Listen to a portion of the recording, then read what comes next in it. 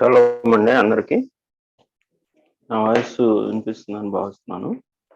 సోదరమ్మ, ఈరోజు మన ప్రత్యేక కార్యక్రమానికి అనగా political situation of Israel and it's consequences అనే ఇస్రాయెల్ దేశం యొక్క రాజకీయ పరిస్థితి మరియు దాని పర్యవసానాలు అనే ప్రత్యేక అంశంపై రబీ రహీమి అవిహాయ్ గారు, మనకి వారు సుపరిచితులే, ఈ మధ్య కాలంలో మనకి క్లాసెస్ కూడా చెప్పడం జరిగింది.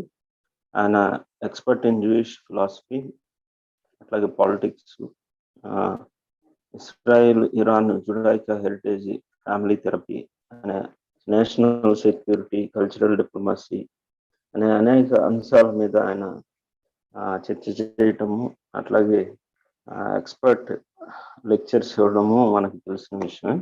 కాబట్టి వారు ఈ ప్రత్యేక కార్యక్రమాన్ని ఇస్రాయెల్ ఇస్లాం నుండి ప్రత్యక్ష ప్రసారంలో మనకు తెలియజేయనున్నారు.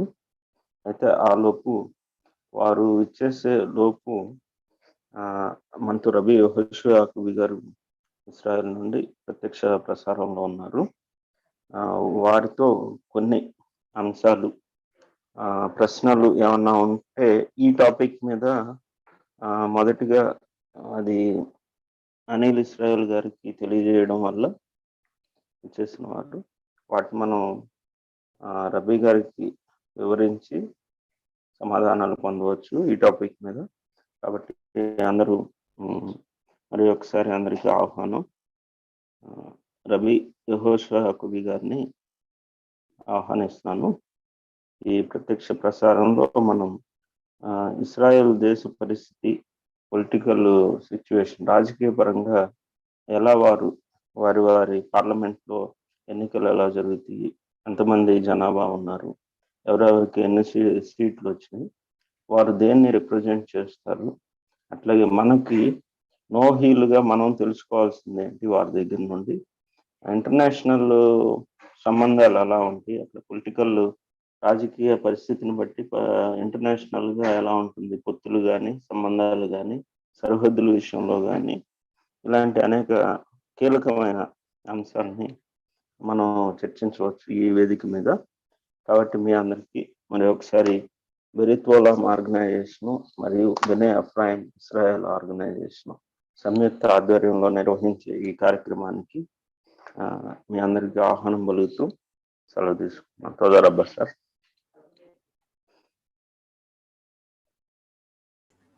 దయచేసి ప్రశ్నలు ఉంటే హ్యాండ్ రైజ్ చేయండి.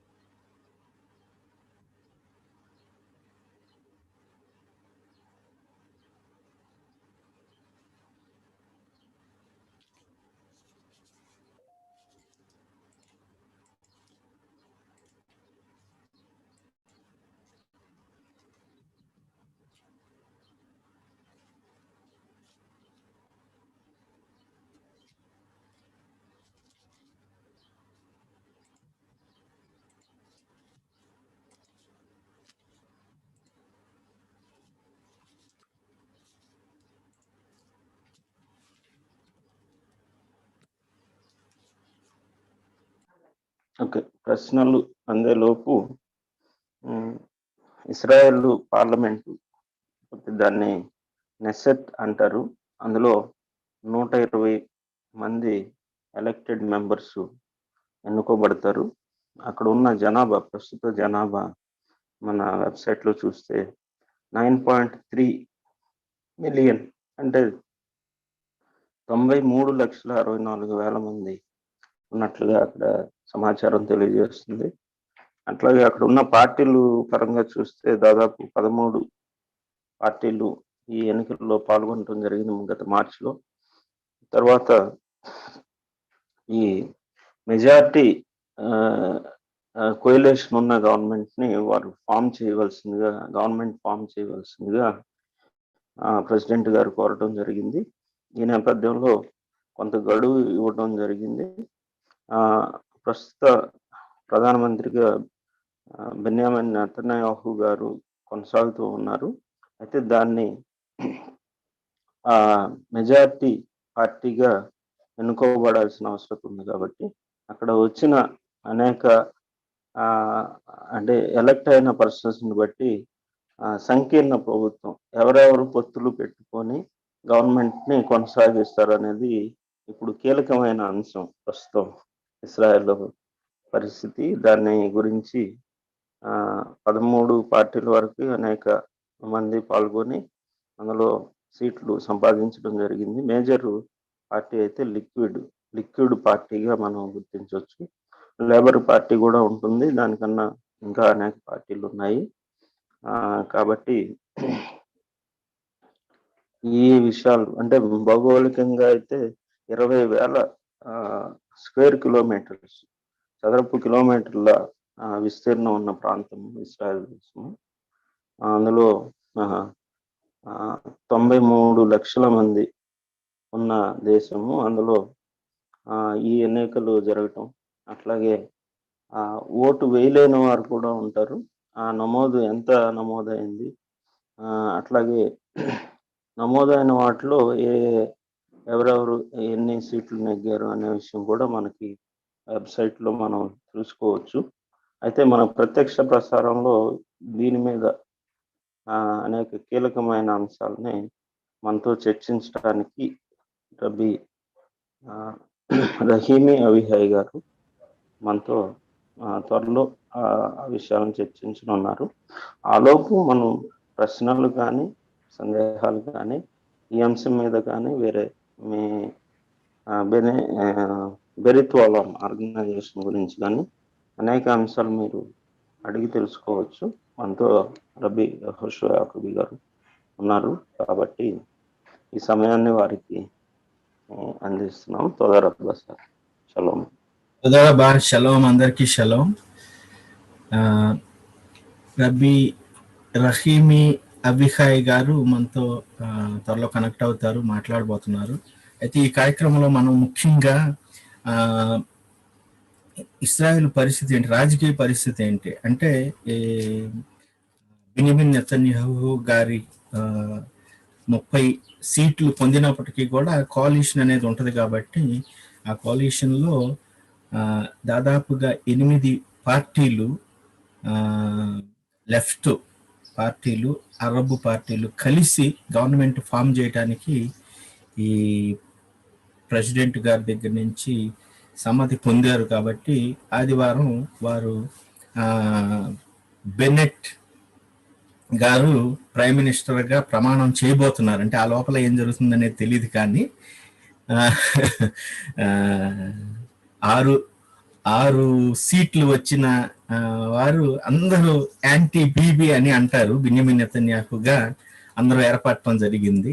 అంటే ఇన్ని సంవత్సరాలు బెన్యామిన్ నెతన్యాహు గారు ఏళ్తున్నారు, ఇది రాజరికం కాదు, మేము కూడా ఉండాలి అనే ఉద్దేశంతో చాలా పార్టీలన్నీ కలిసి, అరబ్ పార్టీలు, లెఫ్ట్ పార్టీలు, ఇస్రాయల్ దేశం అంటే వ్యతిరేకించే వాళ్ళు అందరూ కలిసి ఒక గవర్నమెంట్ని ఫామ్ చేయడానికి సిద్ధపడుతున్నారు. కాబట్టి అంటే ఆదివారం వాళ్ళు డెఫినెట్గా ప్రమాణం చేసి ప్రైమ్ మినిస్టర్గా ఉంటే, ఒకవేళ అది కుదిరితే మన పరిస్థితి ఏంటి అంటే, ఇస్రాయెల్ పరిస్థితి ఏంటి, ప్రపంచంలో నోహీల పరిస్థితి ఏంటి, ఆ తర్వాత మనం ఎట్లా ఏ జాగ్రత్తలు తీసుకోవాలి. ఎందుకంటే ఇప్పుడు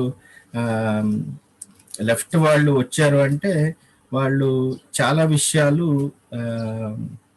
చాలా ప్రేమగా, లేకపోతే చాలా ఈజీగా అన్ని విషయాలు మీద కాన్సన్ట్రేట్, అంటే సెక్యూరిటీ విషయం మీద తక్కువగా కాన్సన్ట్రేట్ చేయటం జరుగుతుంది. కాబట్టి అప్పుడు పరిణామాలు ఏంటి, కాన్సిక్వెన్సెస్ ఏంటి, అలాంటి పరిస్థితుల్లో ఏం జరగబోతుంది అంటే ప్రతి విషయానికి వారు భయపడాల్సి వస్తుందా, లేకపోతే హమాస్కి వీళ్ళందరికీ భయపడాల్సి వస్తుందా, లేకపోతే గట్టిగా నిలబడి అందరి ముందు ఎదుర్కొని నిలబడగలిగే పరిస్థితిలో ఉంటారా అనే విషయాల గురించి మనకి రబ్బీ ఈ రహీమి అవిహాయ్ గారు మనతో పంచుకుంటారు. రబీ గారు వచ్చారు కాబట్టి నేను వెంటనే ఇస్రాయల్ గారు, మీరు రబ్బీ గారు చెప్పిన వాటిని నోట్ చేసుకొని తర్వాత మనం డిస్కస్ చేద్దాం. మనకు టైం ఇస్తారు. మనకు అర్థం కాకపోతే ఒకవేళ తర్వాత మనం దాని గురించి క్లియర్గా మాట్లాడదాం. תודה רבה. ברוך הבא, הרב. אני נותן לך להקליט, אם אתה רוצה. בבקשה, אפשר להתחיל. אני הסברתי כאילו מה אנחנו הולכים לדבר, מה עושים עכשיו, כאילו מה המצב הפוליטי עכשיו ודברים, מה תוצאות, או מה בני נוח צריכים להיזהר. אני הסברתי להם כל מיני דברים, אז בבקשה, אפשר להתחיל. הרב, אתה שומע אותי?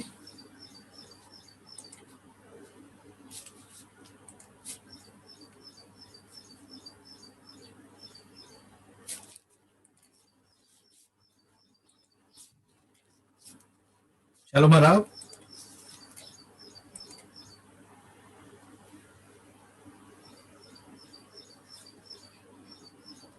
ఓకే, రబ్బీ గారు కనెక్ట్ అవుతూ ఉంటారు. అయినప్పుడు మనం చూద్దాం. అయితే ఇస్రాయల్ దేశంలో కొన్ని విషయాలు, అంటే అది గవర్నమెంట్ ఎలా ఫామ్ చేయొచ్చు అనే దాని గురించి. Rao, שלום הרב. שומעים אותי? כן, כן. אני יכול להקליט? גם יכול להקליט? כן, כן. יכול להקליט. מספיק אנשים הגיעו או שנחכה עוד כמה דקות? אני חושב ש50 חיבורים, לפעמים יושבים גם משפחות, ואנחנו משדרים את זה אונליין. בסדר גמור. גם פייסבוק. אוקיי, בסדר גמור. אז תמתין רגע שאנחנו נתחיל רק רגע.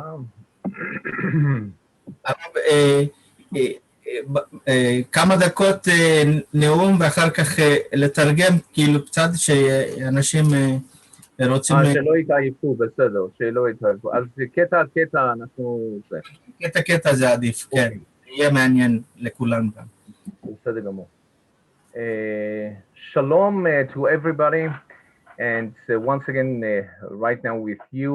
The point is that whatever is happening all around the world as well, in Israel, it is so important not only for Israelis, also in comparison whatever that we had before with the movement of Trumpism and nationalism and the patriots that you could find in United States, even that we have too many cheatings in the elections, even though Biden and liberal Democrats and the far left socialists were elected.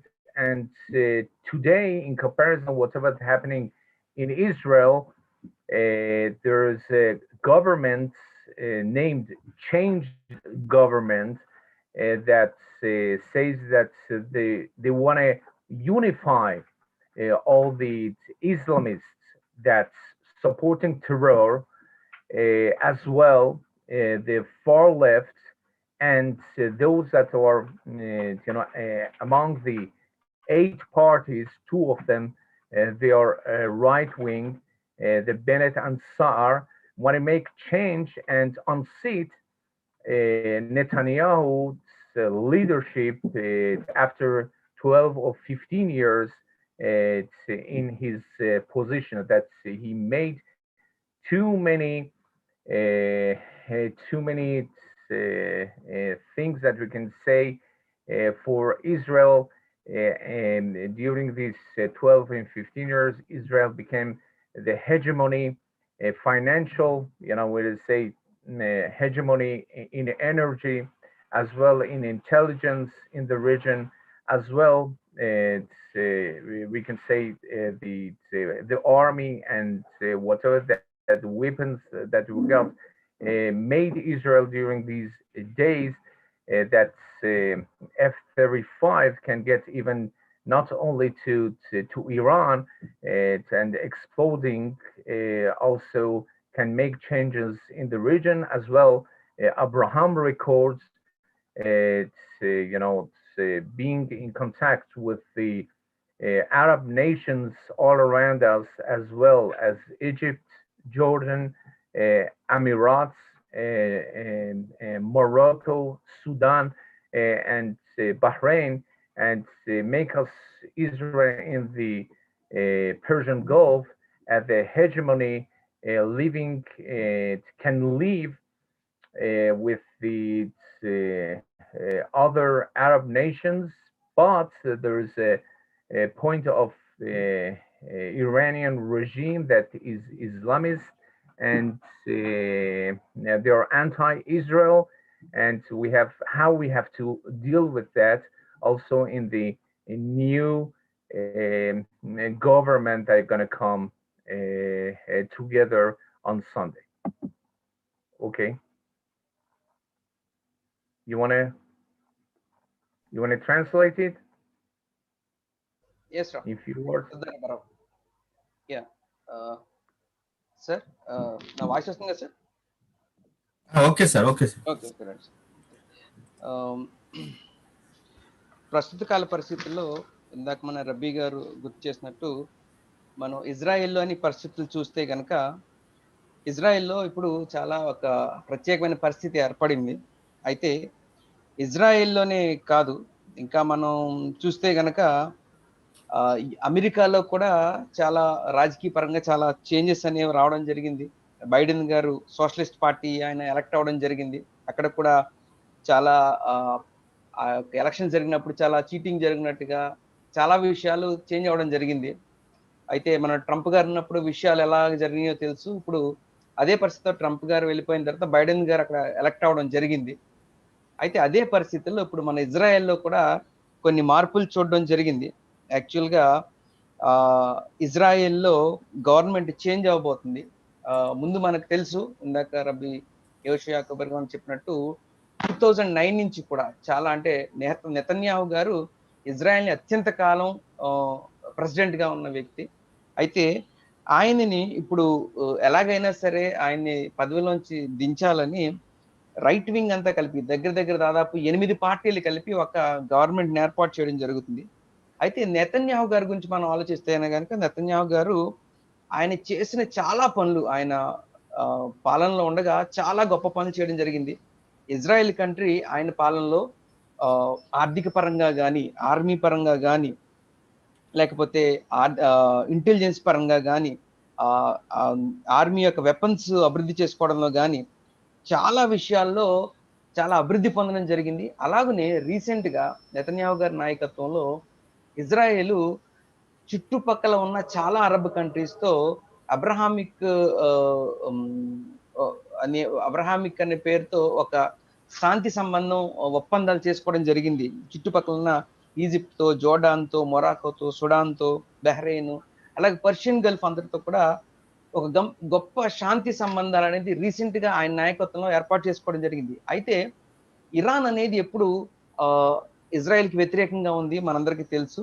ఆ Iran అనేది anti Israel కంట్రీగా ఉంది. అయితే ఇప్పుడు ఈ Abrahamic Accords అనేది చేసుకోవడం జరిగింది recent గా ఇజ్రాయెల్ నెతన్యాహు గారి నాయకత్వంలో. అయితే ఇప్పుడు కొత్తగా వచ్చే పార్టీ ఏదైతే ఉందో, ఇందాక మన రబీ గారు చెప్పినట్టు, దాంట్లో కొన్ని అరబ్ కంట్రీస్ లేదా అరబ్ పార్టీస్ కూడా ఉన్నాయి. అరబ్ వాళ్ళు ఎవరైతే ఇజ్రాయెల్లో ఉంటున్నారో వాళ్ళు కూడా ఒక పార్టీగా ఏర్పాటు అవడం జరిగింది. దాంట్లో ఎలక్ట్ అయిన వారు, ఇంకా చెప్పాలంటే ఆ ఇజ్రాయేల్ ఉద్దేశాలకి కొంచెం వ్యతిరేకంగా ఉండే వారందరూ కూడా ఇప్పుడు ఒక పార్టీగా అందరూ కలిపి, అన్ని పార్టీలు కలిపి ఒక సంధి చేసుకుని వారందరూ కూడా ఇప్పుడు గవర్నమెంట్ ని ఫామ్ చేయడానికి ప్రయత్నిస్తున్నారు. అయితే ఇరాన్ లాంటి ఒక దేశం యాంటీ ఇజ్రాయెల్ గా ఉంటూ వారు చాలా విషయాలు ఇలా చేస్తూ ఉన్నప్పుడు కూటమిగా మారి వాళ్ళందరూ కలిసి ఇప్పుడు ఆ ఇరాన్ ని ఎలా ఎదుర్కొంటారు? ఈ కూటమి అంతా కూడా కొత్తగా ఫామ్ అవుతున్న ఈ కూటమి అంతా కూడా ఆ ఇరాన్ ని ఎలా ఎదుర్కొంటుంది అనేది ఒక పెద్ద ప్రశ్నగా మారింది. Okay. Can I move on? Yes, sir. Yes, sir. Yes. Anyway, whatever is happening right now in Israel, before everything else, that you can understand the changes that's on the table. On the table. I mean, the Bennett left government. We have to first of all understand the structure of Israel politics. First of all, we have the president. President was Ruby Rivlin, and right now we had elections for the presidency, and it's going to be Bougie Herzog. That he was from the Labor Party. He was the head of the Jewish agency, and the one that's in front of him, the opposite him for the president was Miriam Peretz. That she, two soldiers that she had as sons were killed in the battles that we have with Hamas. But anyway, 78 out of the 120, they elected Bougie Herzog because of his record of politics, and she got just 26. So he won the presidency. Second thing, the structure is that we have a prime minister, and the prime minister not only he has to get the majority of the seats out of the 120 members of the Knesset, the Parliament of Israel, he has to make the coalition. And the coalition, it means, okay, half of the 120 is going to be 61. So before the Netanyahu got together a coalition with the national religious, as well the Haredim and the ultra Orthodox, and as well mainstream Gantz and from the general parties Kahol Lavan. But right now, he couldn't after the 4 elections, he couldn't bring all together all the parties.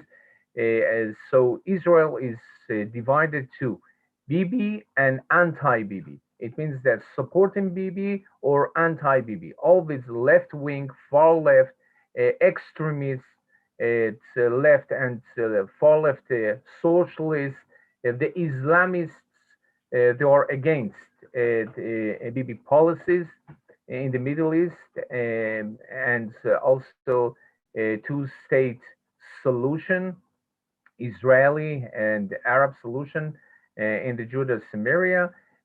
But anyway, the third important thing is that right now we have the problem of the challenge of the Supreme Court of Israel, that Supreme Court, the check and balance. Check and balance, it means that, okay, from one side we have the prime minister, from the other side we have the president, that's more formal, Supreme Court of Israel, and the parliament.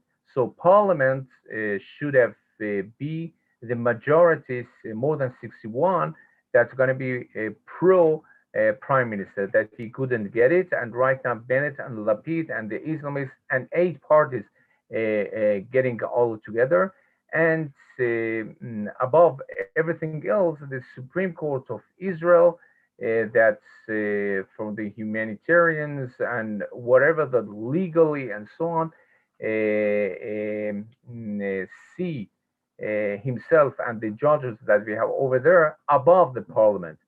And they have to change the law that the Supreme Court should have be not the one that's making the laws, just judging, and you cannot be above the parliament, that the people decide and elect whoever that they want, and mostly the judges that we have on the Supreme Court are liberal Democrats, and maybe they're looking for the not a Jewish state, but a Jewish and democratic state. It means that right now the image of Israel in this coalition also is under the question.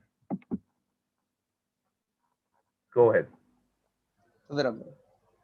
అయితే మనం Israel యొక్క ఆ, ఏదైతే పాలనా విభాగం ఉంటుందో ఆ విభాగాన్ని చూసినప్పుడు మొట్టమొదటిగా ఇజ్రాయెల్కి ప్రెసిడెంట్ ఉంటారు.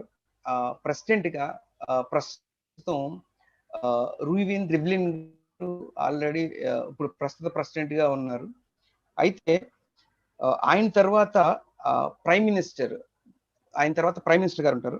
ఇప్పుడు ప్రైమ్ మినిస్టర్గా ఎన్నుకోవడానికి పార్లమెంట్లో మొత్తం 120 సీట్లు ఉంటాయి. ఆ 120 సీట్స్లో కూడా ఎవరైతే సగం కన్నా ఎక్కువ మెజారిటీ ఉంటుందో అది ఆ కూటమి లేదా ఏదైనా ఒక పార్టీ సింగిల్ పార్టీ అయినా ఆ యొక్క 60 సీట్లు తెచ్చుకుంటే కనుక దాని నుంచి ప్రైమ్ మినిస్టర్ ఎన్నుకోవడం జరుగుతుంది. అయితే ప్రస్తుతం అది ఒక సింగిల్ పార్టీగా ఏది నెగ్గలేదు కాబట్టి కొంతమంది కూటమిగా కలిసి ఆ ప్రెసిడెంట్ ని ఎన్నుకోవడం జరుగుతుంది. అయితే లాస్ట్ టైము ఇప్పటికీ 4 ఎలక్షన్స్ జరిగినాయి. అయితే 4 ఎలక్షన్లో నెతన్యాహు గారు లేదా ఆయన యొక్క కూటమి అనేది బార్డర్ లో రావడం జరిగింది. కానీ ఇప్పుడు మరలా ఆయన ఆ యొక్క 61 నెంబర్ ఏదైతే ఉందో తన యొక్క కూటమి ఇప్పుడు ప్రస్తుతం 61 సీట్లు తెచ్చుకోలేకపోయింది. ఇప్పుడు విషయం ఏంటంటే ఇప్పుడు మొత్తం పార్లమెంట్ అంతా కూడా బీబీ యాంటీ బీబీగా తయారైంది. అంటే నెతన్యాహు గారికి సపోర్ట్ చేసేవారు అయితే నెతన్యాహు గారిని ప్రెసిడెంట్ గా ఉండకూడదని కోరుకునేవారు ఎవరైతే ఉన్నారో 2 భాగాలుగా విడిపోవడం జరిగింది. అయితే అలా యాంటీ బీబీ ఆయన వ్యతిరేకంగా ఉన్న పార్టీలో ఈ లెఫ్ట్ వింగ్ అంతా దాంట్లో సోషలిస్ట్ పార్టీలు లేకపోతే ఇస్లామిస్ట్ పార్టీలు అన్ని కూడా ఎట్టి పరిస్థితుల్లోనూ నెతన్యాహు గారిని దించాలని వారు ఉండడం జరిగింది. అయితే ఇప్పుడు మూడవదిగా సుప్రీంకోర్టు ఉంటుంది. అయితే సార్ దీంట్లో నేను ఏమైనా పొరపాటు చెప్తే చెప్పండి సార్. బేసికల్ గా ఈ లీగల్ డెసిషన్స్ లో సుప్రీంకోర్టు ఉంటుంది. ఇక్కడ ఇప్పుడు ప్రస్తుతం వచ్చే పార్టీ అంతా కూడా ఏదైతే ఈ లెఫ్ట్ వింగ్ ఫామ్ అవుతుందో వీరందరూ కూడా ఈ పార్లమెంట్ లో వాళ్ళందరూ కూడా పబ్లిక్ చేత ఎన్నుకోబడిన వారు ఉంటారు. అయితే పార్లమెంట్ అనేది ఈ పబ్లిక్ చేత ఎన్నుకోబడిన పార్టీలో చేసిన డెసిషన్స్ ని దాని మీద తీర్పు అనేది ఇస్తుంది ఎప్పుడు. అయితే ఇప్పుడు ఈ కొత్త పార్టీ ఏదైతే వస్తుందో ఇది మనం అనుకున్నట్టుగా ఈ ఇస్లామిస్ట్ పార్టీలు లేకపోతే మిగతా సోషలిస్ట్ పార్టీలు సెక్యులర్ పార్టీలు అన్ని కలిసి వస్తున్నాయి. కాబట్టి ఇప్పుడు ఇజ్రాయెల్ యొక్క డెమోక్రసీ అనేది ఏ విధంగా ఉంటుంది లేకపోతే ఆ డెమోక్రసీ రూల్స్ ఏ విధంగా వెళ్తాయి అనేది ఒక పెద్ద ప్రశ్నగా మారింది. Please continue.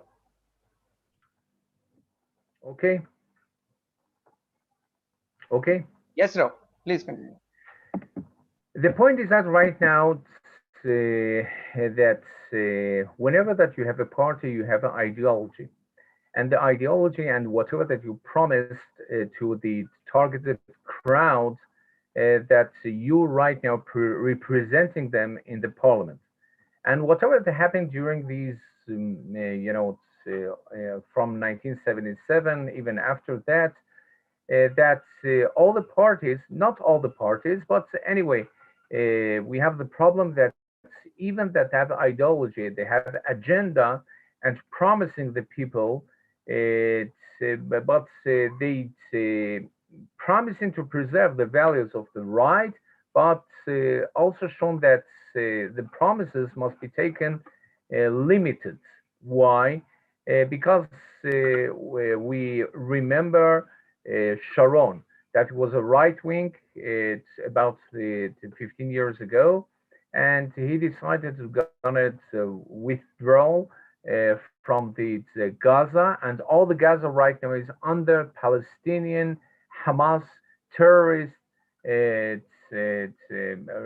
governance over there. So it means that okay, how Sharon, that was right wing, decided to gonna be left and make a coalition with Shimon Peres with the left wing and have withdrawal and whatever from the Gaza, and all the promises that was given, gonna erase them and put it aside.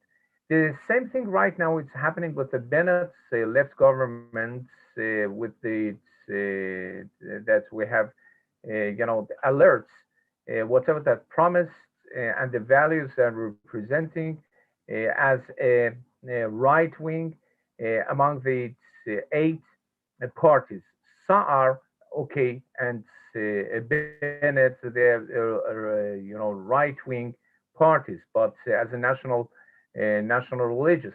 But we have 8 parties in this coalition, and they are full of socialists, liberal Democrats, extremists, as well Islamists. How we can not have a shattered or shaky government? That's a problem right now that we have. That you're gonna first of all, 2 first years going to be Bennett, and 2 more years going to be Lapid. And too many challenges is we have to think about it, and we're going to open it, reopen it.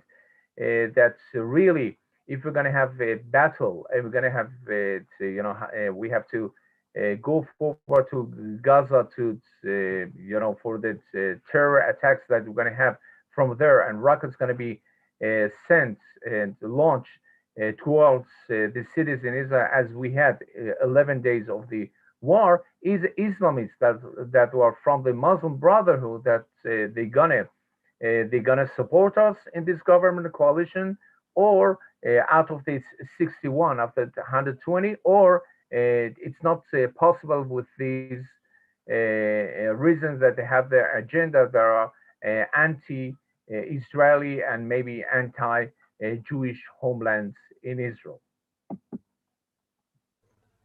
అయితే ఇప్పుడు కొత్తగా form అవుతున్న ఏ party అయితే ఉందో, లేదా ఏదైనా ఒక కూటమి ఏర్పడినప్పుడు, ఇప్పుడు ఇజ్రాయెల్ ఏర్పడుతున్న కూటమి మనం చూసుకుంటే కనుక దాదాపు 8 పార్టీలు కలిపి ఒక కూటమిగా ఏర్పడుతున్నాయి.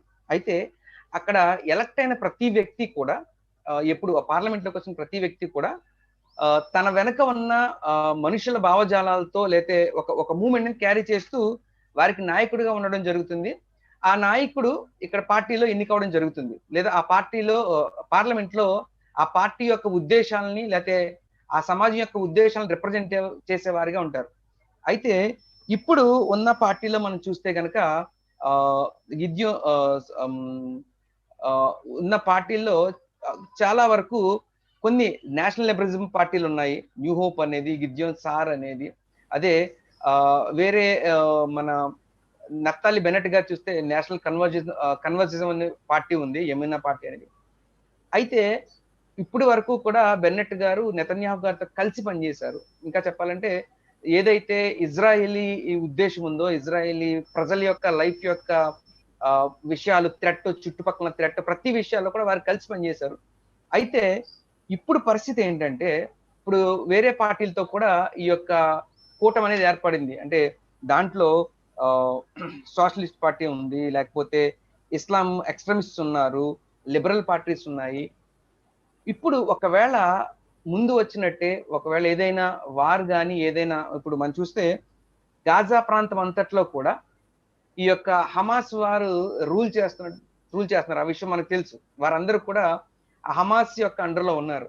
ఇప్పుడు ఒకవేళ మరలా ఎప్పుడైనా ఇజ్రాయెల్ మీదకి యుద్ధ వాతావరణం లేదా ఏదైనా బ్యాటిల్ అనేది వచ్చిందంటే, ఇప్పుడు ఒకవేళ కొంతమంది ఎవరైతే ఈ నేషనల్ పార్టీస్ ఉన్నాయో, లేకపోతే వారు ఒకవేళ ఇజ్రాయేలీ ప్రజలను కాపాడాలి, లేకపోతే వారి లైఫ్ ని కాపాడాలి, ఇజ్రాయెల్ ఐడెంటిటీ నించోబెట్టాలని ప్రయత్నిస్తున్నప్పటికీ కూడా ఇప్పుడు వారు కోalition తో ఉన్నారు, కూటమితో ఉన్నారు వేరే ఇస్లాం ఎక్స్ట్రీమిస్ట్ పార్టీస్ తోటి. వారు మరి ఆ ఇజ్రాయేలీ యొక్క విషయాలతో ఇప్పుడు వరకు ఏదైతే ఉందో ఆ దేశం, ఇప్పుడు ఇంకా చెప్పాలంటే ఇజ్రాయెల్ని తుడిచిపెట్టేయాలని వారి యొక్క ఉద్దేశం. ఇంకా వారు ఇజ్రాయెల్ని అసలు ప్రపంచ పటంలో ఉండకూడదని మేము ప్రయత్నిస్తున్నామని ఇరాన్ చెప్పింది. లేదా వారందరి సపోర్టివ్ గా ఇప్పుడు ఇస్లామిక్ పార్టీస్ ఉన్నాయి, అరబ్ పార్టీస్ ఉన్నాయి ఇజ్రాయెల్లో. మరి అటువంటి గొడవ వచ్చినప్పుడు ఈ పార్టీస్ అన్ని గవర్నమెంట్ కి సపోర్ట్ చేస్తాయా, లేకపోతే వారిని ఎవరైతే నెగ్గించారో వాళ్ళ యొక్క ఉద్దేశాలు ఏమవుతున్నాయో ఆ ఉద్దేశాలతో ఈ యొక్క గవర్నమెంట్ కి ఎగెనిస్ట్ అవుతారా? చాలా తెలియని క్లిష్ట పరిస్థితుల్లో ప్రస్తుతం ఉంది. వారు ఏవైనా ఇబ్బంది కలిగితే ఇజ్రాయెల్తో కలిసి ఇజ్రాయెల్తో నడుస్తారా, లేదు ఇజ్రాయెల్కి వ్యతిరేకం అవుతారా? ఏ ఉద్దేశాలతో అయితే వారైతే నెగ్గి ఆ పార్లమెంట్లోకి వచ్చారో ఏ విధంగా ఉంటుంది పరిస్థితి అనేది చాలా ఆలోచించాల్సిన విషయంగా ఉంది ప్రస్తుతం. ప్లీజ్ కంటిన్యూ రా. Okay, are ready? Ready? Yes, Ram. Right. So anyway, whatever is happening right now, it means that we are a small step away from a left-wing government, a government whose majority of Knesset members are on the left and far left. What was in the left, first of all, of the map? It's with the support of the Ra'am from the founding of the Islamic movement that are extremists. What I mean left, whenever that's speaking left, what does it mean left? Left, it means that neo-Marxism, far left socialists, it's those that were liberal, the extremists, the liberal Democrats, and those that, for seeking for a two-state solution.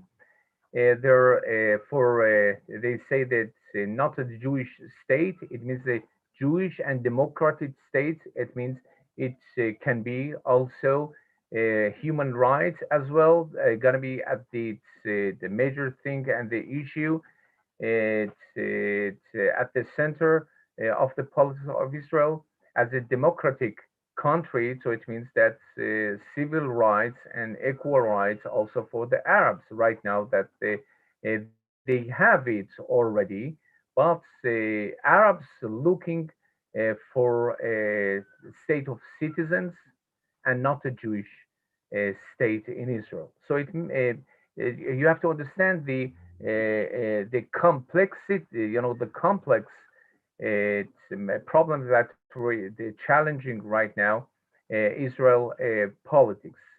That it means that okay, getting to the power, lefties, and before that were for such a long time they haven't been after the Oslo Accords and after the explosion that we have in the buses, Hamas and the homicides that were exploding themselves in the army WhatsApp bases as well, shooting the people as well, exploding themselves. After these years of the Hamas as a terrorist movement, and they have their own representative right now that's supporting the terrorism, as we saw in the involved and the mixed cities during that launched rockets on the thousands of the rockets on Israel cities. The extremist Islamists were shooting. They were burning Batei Knesset, synagogues as well, the houses of the Jewish involved cities as well, making lynch with the Jews that were whenever that you were living in the neighborhood with the extremists. So how you say shalom, they have shalom and so on. But whenever that there is a war that should, how you can, the one that you have civil rights over here in Israel, and you got your vaccination for free, and you got all the social security for from Israeli government, and you have all the rights over here. How you can, be able to gonna be supporting the terrorists against Israeli nation, against your neighbors as the Jewish neighbors over here. So it means that we're gonna have right now, after years of severe drought, the left returns to the particularly hungry government. It means that ready and willing to make as much as possible in a few months before the shaky government may crash to the ground of the reality. So it means that all the questions be asked. If Bennett, whatever that he promised and speaks of the right of the, have the right of the veto on the left wing moves, it's really it's going to happen, or we're going to instead of the Jewish state and status quo, we're going to have the state for the citizens, that Arabs, they have extra rights because we as Israelis, everyone, boys and girls, and so on, we serve in army. They don't serve in army. We pay taxes, and there's no any money laundering, and we're not covering up the taxes to the government. But in the areas that's people, living by protections, and people they don't respect the governments of Israeli governments. How we can deal with that, with this government that it is so shaky, with the ground of the real politics in Israel. అయితే ఇంకా పరిస్థితులు ఏ విధంగా మారచ్చు అంటే, ఒకవేళ left wing కనుక వస్తే గనక మనం సింపుల్ గా అర్థం చేసుకుంటే, చాలా అతి సమీపంగా ఉన్నది ఇజ్రాయెల్ చూడాలంటే left wing party government form చేయడానికి. అయితే అసలు ఈ లెఫ్ట్ వింగ్ పార్టీలో ఎటువంటి పార్టీస్ ఉంటాయి, అసలు లెఫ్ట్ వింగ్ అంటే ఏంటి అని మనం చూస్తే కనుక, ఇజ్రాయెల్ యాక్చువల్గా డెమోక్రటిక్ కంట్రీ. దాంట్లో ప్రతి ఒక్కరికి కూడా ఓటు హక్కు, ఓటు వేసే హక్కు ఎలా ఉంటుందో ప్రతి ఒక్కరు కూడా పోటీ చేసే ఆ యొక్క అవకాశం కూడా ఉంటుంది. సో ఈ విధంగా దాంట్లో ఉన్న వాళ్ళు చూస్తే కనుక లెఫ్ట్ వింగ్ లో సోషలిస్ట్ పార్టీస్, లేదా ఈ ఇస్లాం ఎక్స్ట్రీమిస్ట్ పార్టీస్, అరబ్ రిప్రజెంటేటివ్స్ ఎవరైతే ఉన్నారో వారందరూ కూడా చిన్న చిన్న పార్టీలుగా వారు రావడం, వారు ఎలక్ట్ అవ్వడం కూడా జరిగింది. ఈ లిబరల్, డెమోక్రటిక్ వీళ్ళందరూ కూడా చిన్న చిన్న పార్టీలుగా వారు ఉండడం జరిగింది. అయితే ఇప్పటి వరకు కూడా వారికి ఆధిపత్యం చేసే అవకాశం అయితే రాలేదు. అయితే ఇప్పుడు ఎప్పుడైతే ఈ లెఫ్ట్ వింగ్ అంతా కలిసి ఒక కూటమిగా మారి గవర్నమెంట్ ని ఫామ్ చేస్తాకి సిద్ధమైందో, అది అతి తొందరలోనే బెన్నెట్ గారు, సగం కాలం బెన్నెట్ గారు, అంటే 4 సంవత్సరాల్లో 2 సంవత్సరాలు బెన్నెట్ గారు ఉంటే 2 సంవత్సరాలు లాపిడ్ గారు ఉండే విధంగా వారు కూటమిని ఏర్పాటు చేసుకోవడం జరిగింది. అయితే ఇప్పుడు ఒకవేళ వారు గనక దీనికి వస్తే ఎదురయ్యే సమస్యలు, లేకపోతే ఎదుర్కొనేవలసిన సమస్యలు ఏంటంటే, మనకందరికీ తెలుసు ఈ హమాస్ గురించి. ఎందుకంటే వారు మనుషుల్ని ఆయుధాలుగా వాడి బాంబ్స్ పెట్టి ఎంతో మందిని చంపివేయడం కానీ, కొన్ని వేల రాకెట్లు అటుపక్క నుంచి వేయడం కానీ మనం రీసెంట్ గానే చూస్తాం. ఇది 1917 నుంచి జరుగుతున్న ప్రతి సందర్భంలో కూడా, ప్రతి యుద్ధంలో కూడా మనం చూస్తూనే ఉన్నాం. వారు ఎప్పటికప్పుడు అసలు ఇజ్రాయెల్ అనే దాన్ని ఉండకుండా చేయాలని వారి ఉద్దేశంతో వారు ఎన్నో ఈ యొక్క చట్ట వ్యతిరేక కార్యక్రమాలు చేస్తూ ఎంతో మంది చనిపోవడానికి, ఎంతో నాశనం అవడానికి వారు కారణమవుతున్నారు. ఎందుకంటే ఆ ఎక్స్ట్రీమిస్ట్ గురించి మనకు అందరికీ తెలుసు. వాళ్ళు ఇంకా చెప్పాలంటే ఆ హమాస్ యొక్క ఉద్దేశమే అసలు జూయిష్ లైఫ్స్, లేకపోతే జూయిష్ నేషన్ అనేది ఉండకూడదు అనేది వారి ఉద్దేశంగా వారు ప్రయత్నిస్తున్నారు. అయితే ఈ పరిస్థితిలో వారు ఆ ఎక్స్ట్రీమిస్ట్ పార్టీస్ కి ఎవరైతే సపోర్టివ్గా ఉన్నారో వాళ్ళని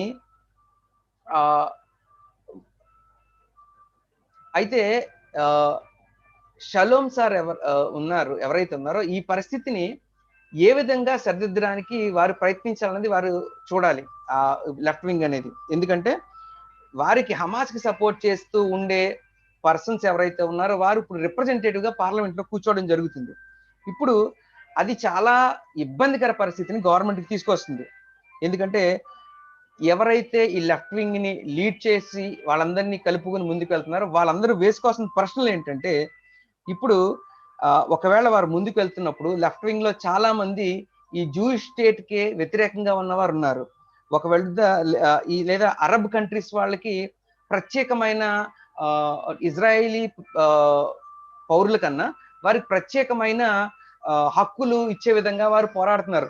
అంటే ఫర్ సపోజ్ ఎలాగంటే, ఇజ్రాయెల్లో ఉన్న ప్రతి ఒక్కరూ కూడా ఇజ్రాయెల్ ఆర్మీలో పనిచేస్తారు, కానీ అరబ్బులు పనిచేయరు. ఇజ్రాయెల్లో ఉన్న ప్రతి పౌరుడు తను పని చేసుకునే దాంట్లో ట్యాక్స్ పే చేస్తుంటారు, కానీ వాళ్ళు ట్యాక్స్ పే చేయరు. అలాగే చాలా మనీ లాండరింగ్ కూడా వాళ్ళ ద్వారా జరుగుతూ ఉంటుంది. ఇంకా చెప్పాలంటే ఒకవేళ అరబ్స్ ఎవరైనా పనిచేస్తున్నప్పుడు వారికి ఇజ్రాయెల్ అంటేనే గౌరవం లేదు, అప్పుడు ఇజ్రాయెల్ గవర్నమెంట్ అన్నా కూడా గౌరవం ఉండదు.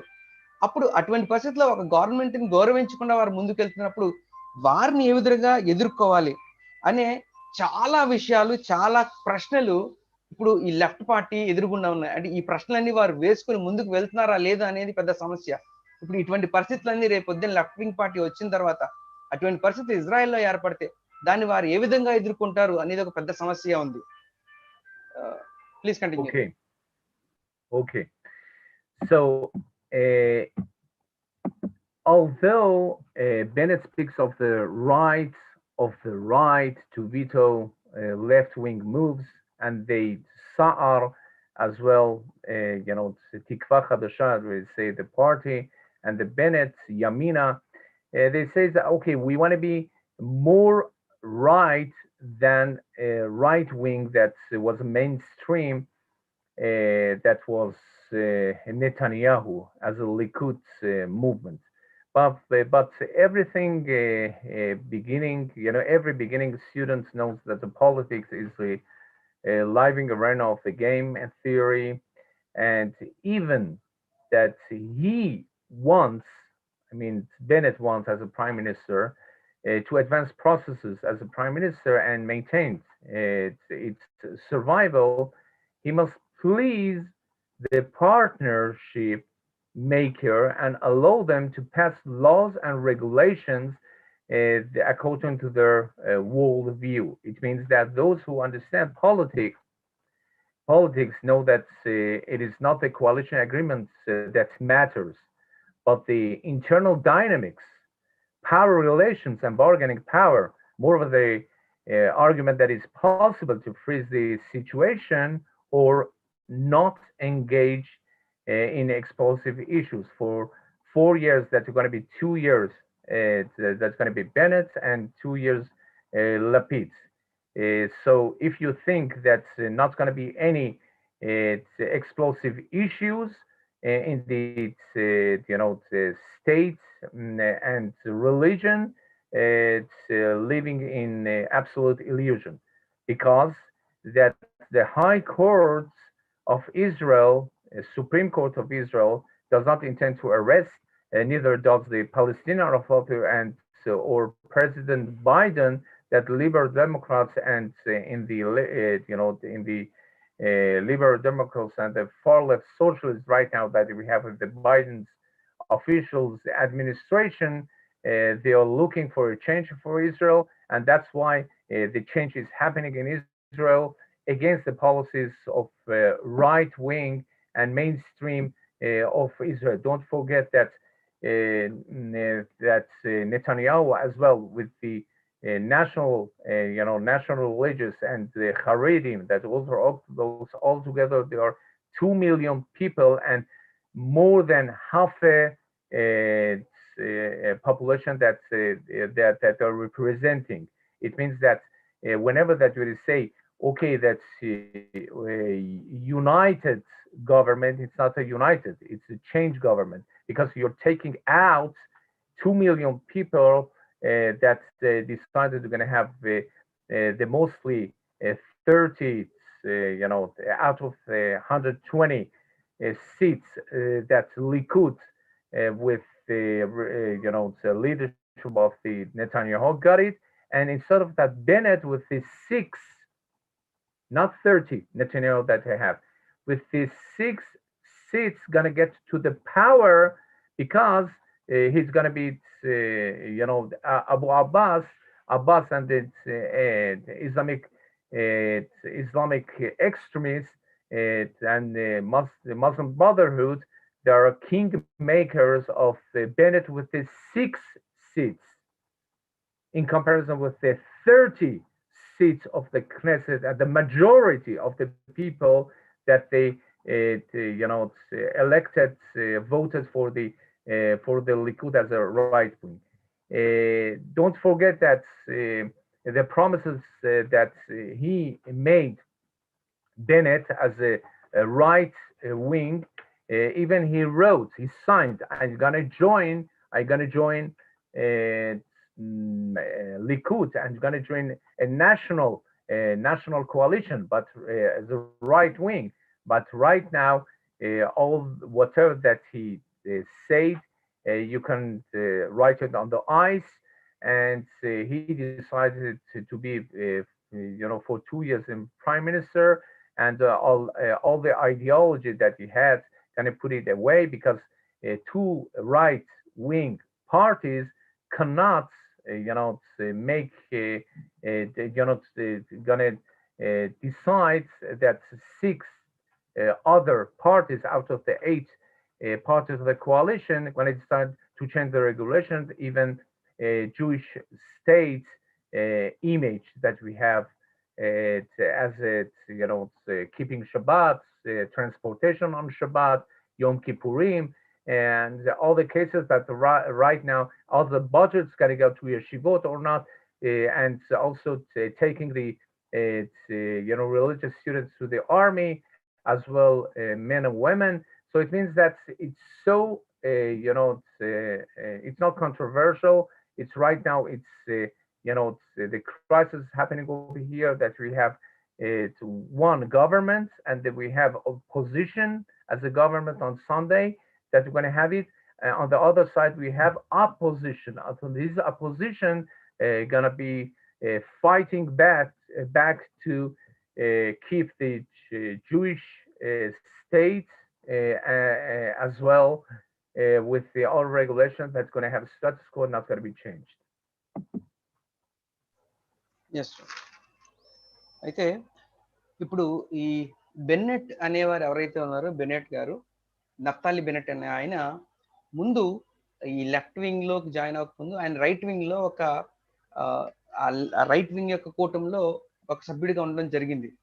అయితే ఆయన రైట్ వింగ్ లో ఉన్నప్పుడు మనకి బాగా తెలిసిన బెంజమిన్ నెతన్యాహు గారు ప్రెసిడెంట్ గా ఉండడం జరిగింది. అయితే ఇప్పుడు ఆయన రైట్ వింగ్ లో ఉంటూ కూడా నాకు ఇంకా ఎక్కువ రైట్స్ కావాలి, నాకు ఇంకా ఎక్కువ హక్కులు కావాలి, నేను కూడా ప్రెసిడెంట్ అవ్వాలని ఆయన ముందుకు రావడం జరిగింది.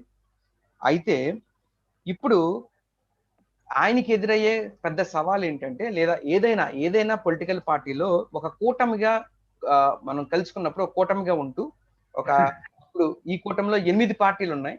ఈ 8 పార్టీలతో కూటమిగా ఉండి ఆయన ప్రెసిడెంట్ గా ఉండడానికి, అంటే నఫ్తాలి బెన్నెట్ గారు 2 సంవత్సరాలు, యార్ లపిడ్ గారు 2 సంవత్సరాలు ఉండే విధంగా వారు కూటమి ఏర్పాటు చేయడం జరిగింది.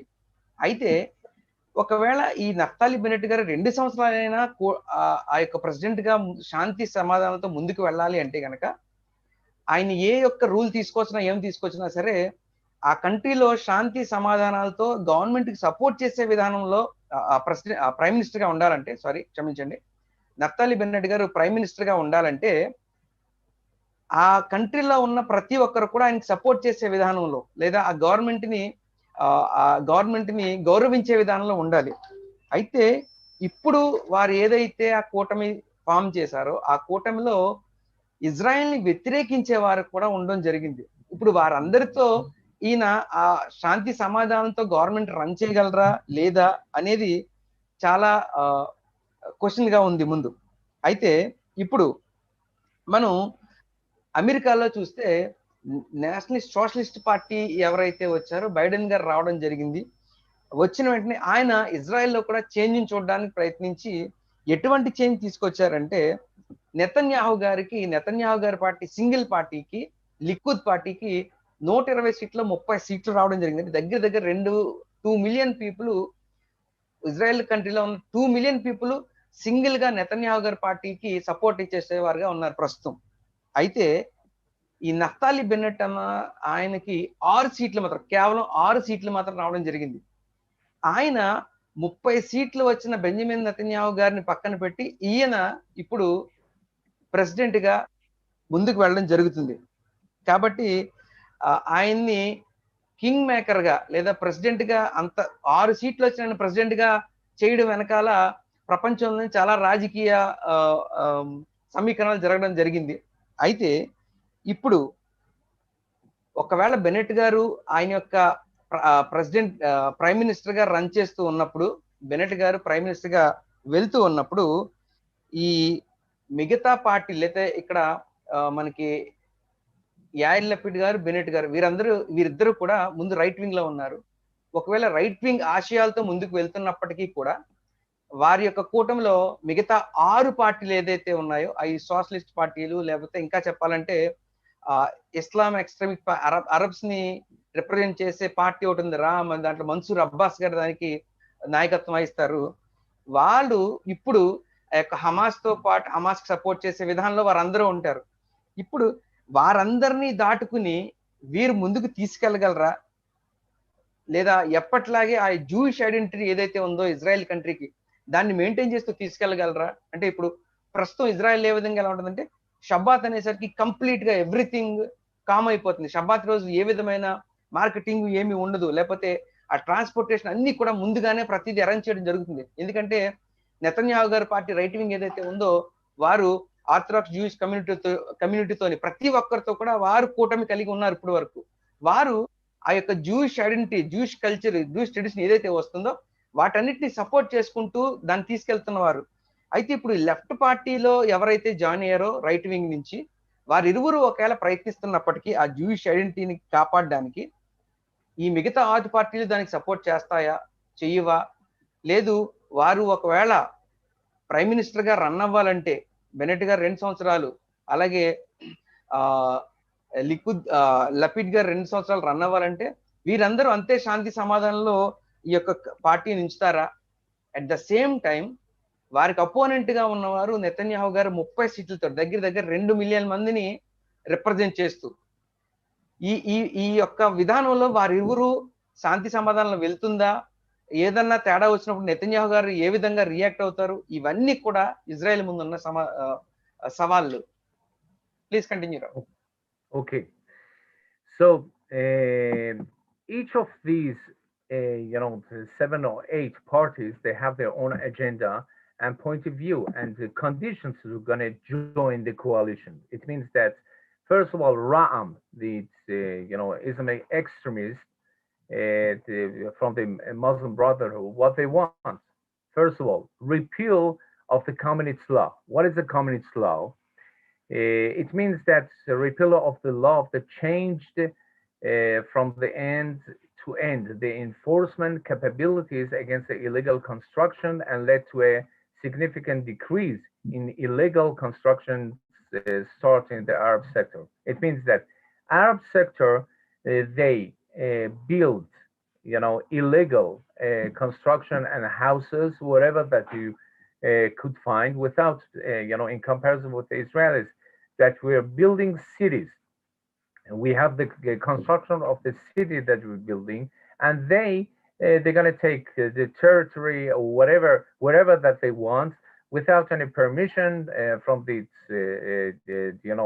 legally, and they're going to build their house over there. And whenever that you come in and say, okay, they evacuate them, no one says ardena, it's our land and we can do whatever that it wants, not upon the legal legal matters.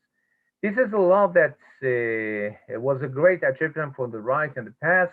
It means communist law, and there is nothing to talk about it, an evacuation even of all the settlements and that the Islamists already built. Second thing is settlement law. Since the high Supreme Court repealed this settlement law, there has been a clear and immediate danger of the hundreds of homes and entire neighborhoods in Judah Samaria. That's in the next government that's going to be left wing or pro, that the majority is going to be left in this government. Hundreds of houses going to be demolished. Third, the regulation of the illegal Bedouin settlements that we're going to have in the area of Negev, that are south of Israel. At the request of the Prime Minister Bennett, they want the left and the far left will to train hundreds of the illegal settlements that have taken over huge areas of the Negev. That instead of we as Israelis, we're living at the high, the 4 floors, 10 floors, understand, 15 floors, the flats, I mean. But the Arabs, they want to live, each of them, they want a villa, okay? So they're building as as they want their homes, and the territories not every time it's their own. They're taking away and taking away the Israeli territories. So it means that these destructive move, that means regulation of the illegal Bedouin settlements, will effectively expropriate thousands of dunams and give a clear reward to lawbreakers and construction offenders.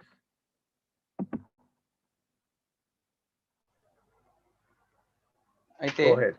Yeah అయితే ప్రతి ఇప్పుడు ఏదైతే coalition అయిందో, ఏదైతే కూటమి అయితే అయిందో, ప్రతి కూటమిలో ఉన్న ప్రతి లీడర్కి కూడా కొంతమంది కొంత సమాజాన్ని రిప్రజెంట్ చేస్తూ ఉంటారు. వారి ప్రతి ఒక్కరికి కూడా ఒక్కొక్కరికి ఒక్కొక్క లక్ష్యం ఉంటుంది, ఒక్కొక్కరికి ఏదైనా ఉద్దేశంలో ఒక పాయింట్ ఆఫ్ వ్యూ ఉంటుంది. ఫర్ ఎగ్జాంపుల్ మనం తీసుకుంటే ఇప్పుడు లెఫ్ట్ కూటమి ఏదైతే దాంట్లో వచ్చిందో, దాంట్లో ఒక పార్టీ రామ్, దానికి మన్సూర్ అబ్బాస్ అనే ఆయన లీడ్ చేస్తున్నారు. అతను సింపుల్ గా చెప్పాలంటే కమ్యూనిస్ట్ పార్టీ ఏ విధంగా అయితే కమ్యూనిస్ట్ లా ఎలాగైతుందో అటువంటి లాని ఆయన తీసుకురావాలని ప్రయత్నిస్తున్నారు. కమ్యూనిస్ట్ లా అంటే ఎండ్ టు ఎండ్ వరకు కూడా ఆ పాలించే వ్యక్తి యొక్క చేతిలోనే ఉంటుంది. అటు కోర్టుకు కానీ ప్రజలకు కానీ ఏ విధమైన స్వేచ్ఛ అనేది ఉండదు.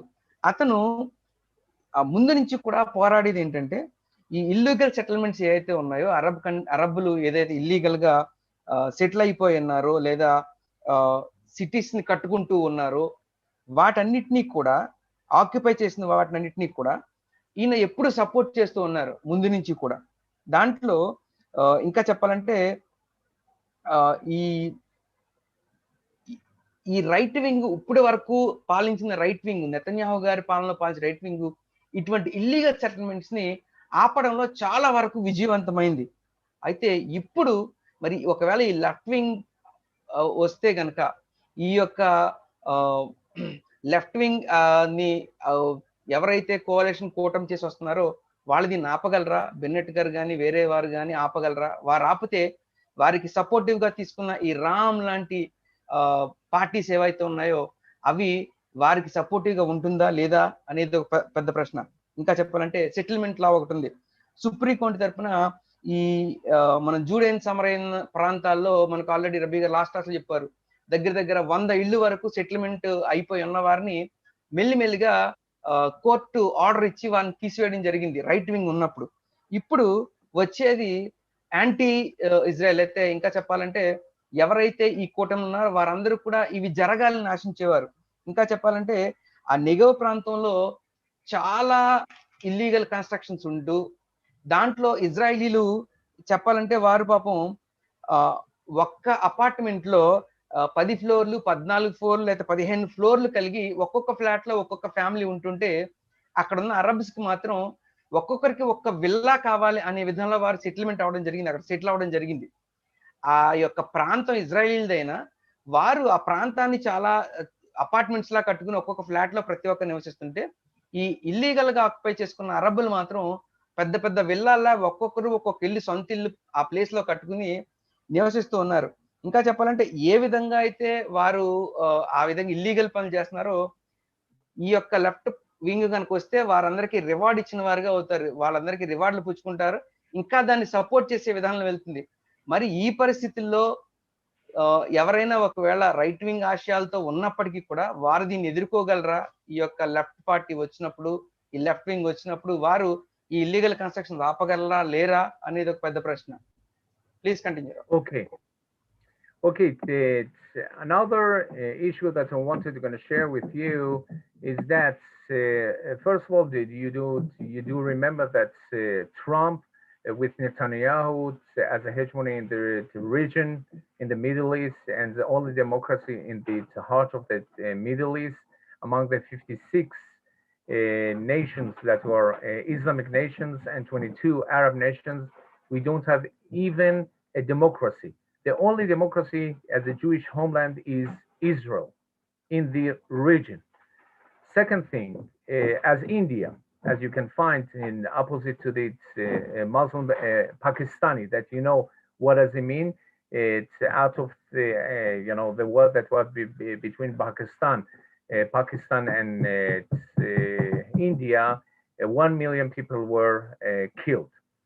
But the point is that from one side we have the policies that were mostly the same. Netanyahu as a national, as a patriot, as well to make America, make America great again, and put America first, America for Americans, as Trump as well Netanyahu policies. And right now we have the left wing coalition. The majority of the eight parties, mostly it's six out of the eight, they are left and far left, socialist and liberal, extreme liberal democrats, as well, Islamic extremists from the Islamic and Muslim Brotherhood. So it means what's going to happen with transportation. Transportation, it means, first of all, the settlements, the Jewish settlements that were 3% or 2 or 3% of the, after 1967, that was, they captured the Judea and Samaria, they built the settlements over there, and we have 500,000 Jews living there. As well, we had 22 settlements in the Gaza Strip that we withdrew, and they were expelled from there by Sharon, Sharon left-wing coalition, and 10,000, between 8,500 Jews, settlers were, after the withdrawal, was expelled from the houses, and the houses were, destroyed, and from the all these areas that were given back to the Palestinians over there in Gaza, they started to launch rockets on cities in Israel. A million people was in the shelters, and they was using a human shield, and our human codes of our army not let to gonna hurt anybody, just the tourists over there. But the point of the transportation, whenever that you settle settlements in the areas, Arab living over there, Palestinian living over there, and every day they're throwing stones and throwing cocktail molotov, and you need bypass roads, kvish okef, to gonna get to these settlements, and each of them, they are putting their life in their hands, getting to the home. Just they wanted to live coexistence, living with each other. We're not looking for a war, not looking for battles. Just when it gets to our houses as a settlers gonna live wherever that they are. But on the road, we have too many terrorists, too many those that don't want that they're gonna live over there. So it's so important, a particularly important project that's been promoted in the recent years in Judea Samaria, including the road extensions and construction of the bypass roads. All these transportation bypass roads going to be under the question in the left wing. It's a coalition of change, with Bennett, Lapid, and far left and Islamists. Second thing, in addition, they have the conditions of Mansour Abbas from the Ram Islamic Extremist Party. That's the cessation of the police operation against the Arab population in the cities of the involved. It means that what he wants, what's a request, that even that they burnt houses, burnt hundreds of cars, it's all the 10 synagogues in Lud, Ramla, Akko, Haifa, Jerusalem, and so on, throwing stones and so on. We're gonna have a liberal minister of internal security for the from the Labour Party that are left and far left, that it can be assumed that this will also to be to reality and not gonna put them in jail. We see after 3 weeks after the war that we have, all those that were burnt and did whatever that they want, lynch with the Jews over there, just 2 got to the investigation because there's no evidence. There's no evidence. So let them the terrorists do whatever that they want under the regulations that you have to those that did a sin or did whatever against the law have to gonna bring to the court for investigations and judge. Third thing is complete abandonment of the handling of the Area C. Area C, the Palestinians take over it. Then we have, after the Oslo Accords, we have A, B, C areas. That A, B, they're under control of the Palestinian Authority, and the C is under the Israeli Authority, and whatever that we're trying to gonna do, operated without without much disruption during the time. The even Defense Minister Gantz will continue even longer in the days of the upcoming governments. Who gonna let them whatever they want in the gonna have Palestinians, Palestinian settlements in the area that should be Israeli and Jewish, territories. And fourth, postponing the settlement of the young settlements that were built by Jewish settlements, and not going to let them,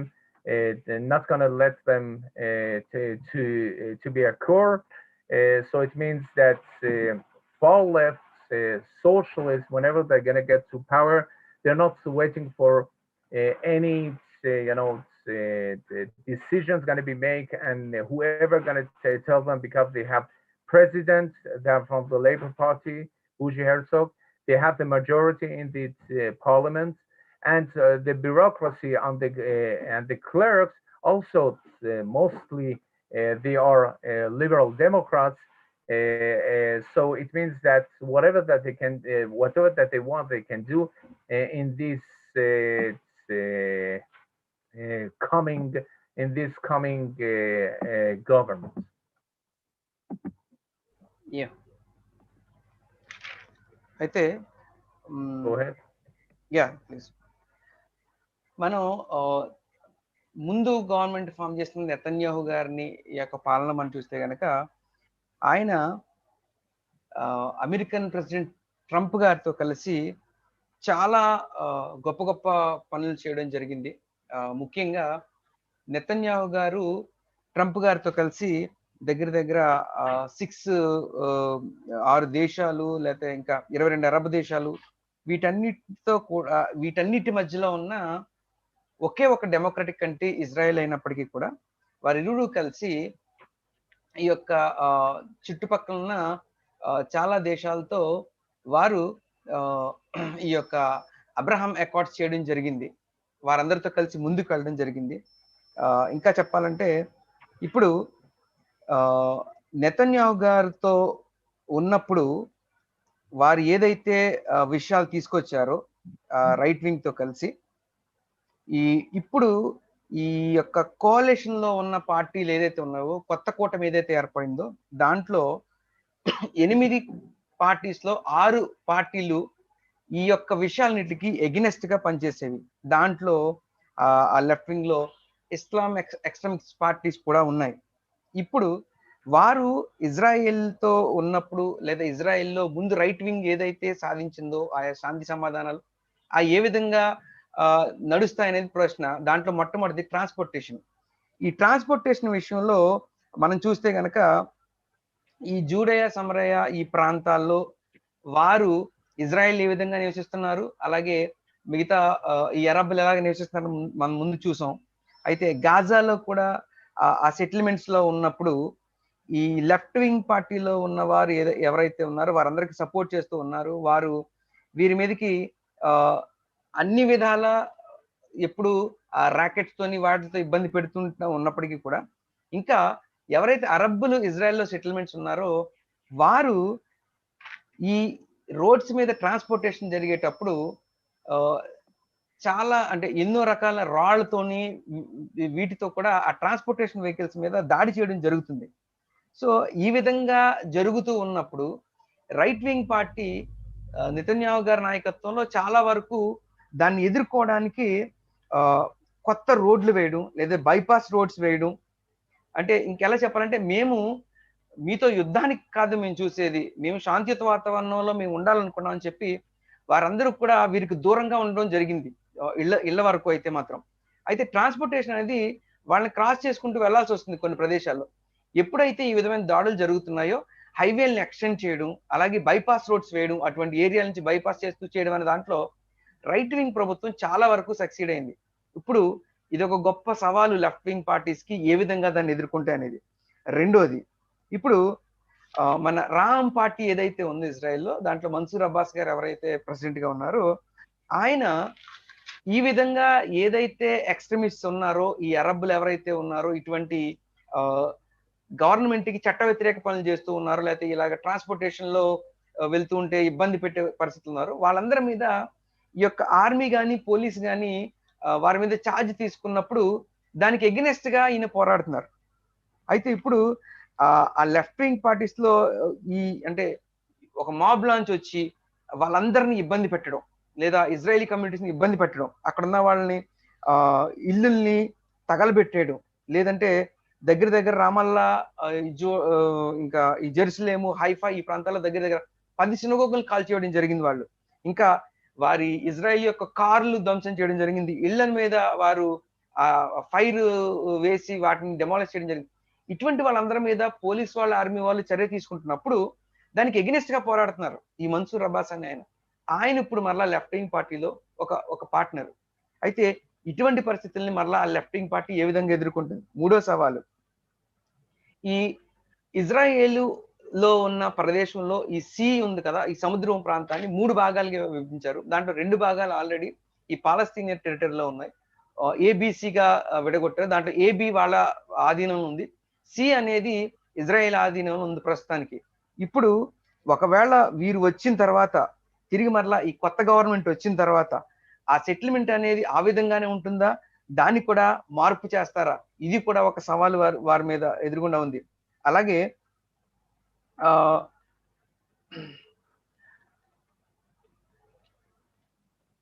నాలుగోది, 1 second, fourth point, అలాగే ఇప్పుడు young settlements అంటే కొత్తగా వస్తున్న వారు Israel ఎవరైతే ఉన్నారో వాళ్ళు కొత్తగా ఆ ఇజ్రాయెల్లో ఎక్కడైతే ప్రదేశం ఉందో గవర్నమెంట్ వారికి ఏదైతే ప్రదేశం ఇస్తుందో అక్కడ ఇప్పుడు కొత్తగా వారు సెటిల్మెంట్ చేసుకుంటున్నారు, ఎవరైతే అలియా చేసి వస్తున్నారు. ఇప్పుడు వాళ్ళందరికీ కొత్త గవర్నమెంట్ ఆ విధంగానే సపోర్ట్ చేస్తుందా? ఒకవేళ 8 పార్టీస్ లో 2 పార్టీలు ఒకవేళ సపోర్టివ్గా ఉన్నప్పటికీ మిగతా 6 పార్టీలు కూడా ఈ యొక్క జూయిష్ ఐడెంటిటీకి లేదా జూయిష్ విధానానికి వ్యతిరేకంగా ఉన్న అన్ని కాకుండా కొన్ని పార్టీలు ప్రత్యేకంగా జూడాయిజం లేదా జూయిష్ స్టేట్ కి వ్యతిరేకంగా ఉన్న కొన్ని పార్టీస్ ఉన్నాయి. అయితే ఇవన్నీ వాళ్ళకి గవర్నమెంట్ కి సపోర్ట్ చేస్తుందా, లేదా గవర్నమెంట్ దాన్ని ఆ యంగ్ సెటిల్మెంట్స్ ఎవరైతే కొత్తగా వచ్చి వారు స్థిరపడుతున్నారో అలియా చేసి వారికి ఏ విధంగా సపోర్ట్ ఇస్తుంది? ఇది ఒక ప్రశ్న. Yes Rao. Okay, in this new government of change, what's going to happen with the Jewish family? You know, the Jewish family, as we know, they are a mother and father and children. Okay, all left-wing parties, as well as we can liberal democrats and extreme far-left socialists and neo-Marxists, and even in not only in Israel, also in America, United States, all left-wing parties have many times pledged to pass the marriage covenant law to allow not only Israel's civil marriage, recognition of the same-sex marriages. This is a flagship of these parties that are liberal democrats like Israel Beitenu, Yesh Atid, Meretz, and Labor. 4 out of the 8 that will have a hard time giving it up, because the comma representing their their those that elected them, and they're not like Bennett. They cannot give up all the promises that they were given right now. Second thing, the High Court, I mean the Supreme Court of Israel, requires the Knesset to decide the surrogacy of the male couples. It means that two males gonna get as well two females gonna get married together. It means that two men can get married and be recognized by the regulation that they want to pass in the next Knesset and Parliament of Israel, that they had their own majority, and not only that, that also they can adopt children. Okay, two men can adopt children as well. Two women can adopt children. That's gonna make us assuming that this left wing Bennett government does not enact a law prohibiting such as surrogacy, or the Supreme Court decision on the matter that is almost predictable, and there will be no one to act on it or against it, because whenever that they have the majority, far left, socialists, liberal Democrats, and extremists, they can do whatever that they want. But there was a condition. There was a condition from the side of the Muslim Brotherhood, Islam extremists, Islamic extremists, that they said, okay, one of our conditions is that not gonna let them, the men and women, they're gonna have LGBT, gonna have recognition of the same sex marriages. అయితే Go ahead. ఈ పరిస్థితుల్లో ఇంకొక problem ఏంటంటే, ఇంకొక problem already యుఎస్లో ఉన్న left parties ఏవైతే ఉన్నాయో అవన్నీ కూడా ఆల్రెడీ ఆ పరిస్థితి మీద వర్క్ చేయడం జరిగింది. ఇప్పుడు ఇజ్రాయెల్లో కూడా ఆ పరిస్థితి వచ్చే ప్రాబ్లం ఉంది. అది ఏంటంటే, ఈ లేబర్ పార్టీ అని, సోషల్ డెమోక్రటిక్ పార్టీలు ఏవైతే ఉన్నాయో ఇవన్నీ కూడా మగవారు కలిసి ఉండడం, లేదా స్త్రీలు కలిసి ఉండడం అనేది ఏదైతే సంబంధం ఉందో ఆ సంబంధాన్ని వారు సపోర్ట్ చేస్తారు. ఇప్పుడు ఆ పరిస్థితిని వారు గవర్నమెంట్ పరంగా అధికారంలో తీసుకురావడానికి కంపల్సరీ ప్రయత్నిస్తూ ఉంటారు. ఆల్రెడీ ఇది ప్రెడిక్టబుల్ అని చెప్పారు. ఆల్రెడీ ఈ విషయాల గురించి వారు ఆలోచించుకోవడం, ఏదైతే ఈ యొక్క లెఫ్ట్ వింగ్ కూటమి ఏర్పడుతుందో దాంట్లో ఈ 6 పార్టీల్లో మేజర్ పీపుల్ దానికి సపోర్ట్ చేయడం అనేది ఆల్రెడీ ప్రెడిక్ట్ చేశారు. కాబట్టి వారు దాన్ని రికగ్నైజ్ చేయడం, అంటే కెనెసెత్ పార్లమెంట్ రికగ్నైజ్ చేసే విధానంలో వారు ఒక రూల్ తెచ్చే విధానంలో రెడీగా ఉన్నారు. అలాగే ఈ యొక్క హైకోర్టు మెజారిటీ అనే తర్వాత ఈ హైకోర్టులో కూడా దీన్ని ఒక లాగా తీసుకొచ్చి, మెజారిటీ వీరు ఉంటారు కాబట్టి దాన్ని ఆ లాని కూడా బై లా ఈ యొక్క ఇజ్రాయెల్లో తీసుకురావడానికి వారు ప్రయత్నిస్తున్నారు. ఒకవేళ అటువంటి తీసుకొస్తే కనుక పార్లమెంట్ లో, ఎందుకంటే మెజారిటీ పార్టీ వీళ్ళు ఉన్నారు కాబట్టి ఆ లాని తీసుకురావడం పెద్ద కష్టమేమి కాదు.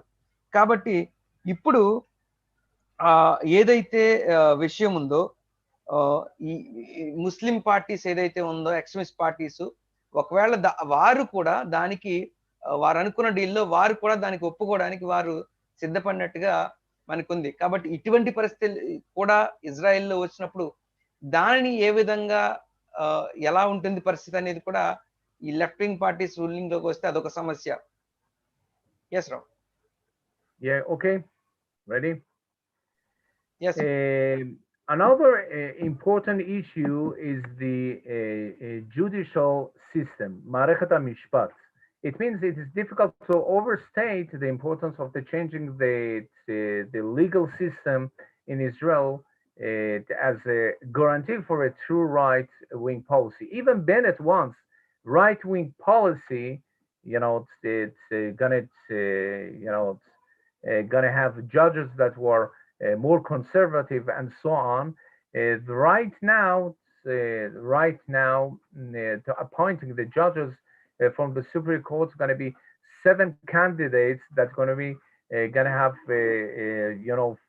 left wing, far left wing, and not going to be conservative judges. So I mean, after years in which the court has ruled law after law, including the regulation law and the infiltration laws, and next governments will appoint about 7 new judges to the Supreme Court, and by all the indications, left-wing representative and far left socialist, liberal Democrats like America, with the members of the nominated committee, will hold a blocking majority for these nominations.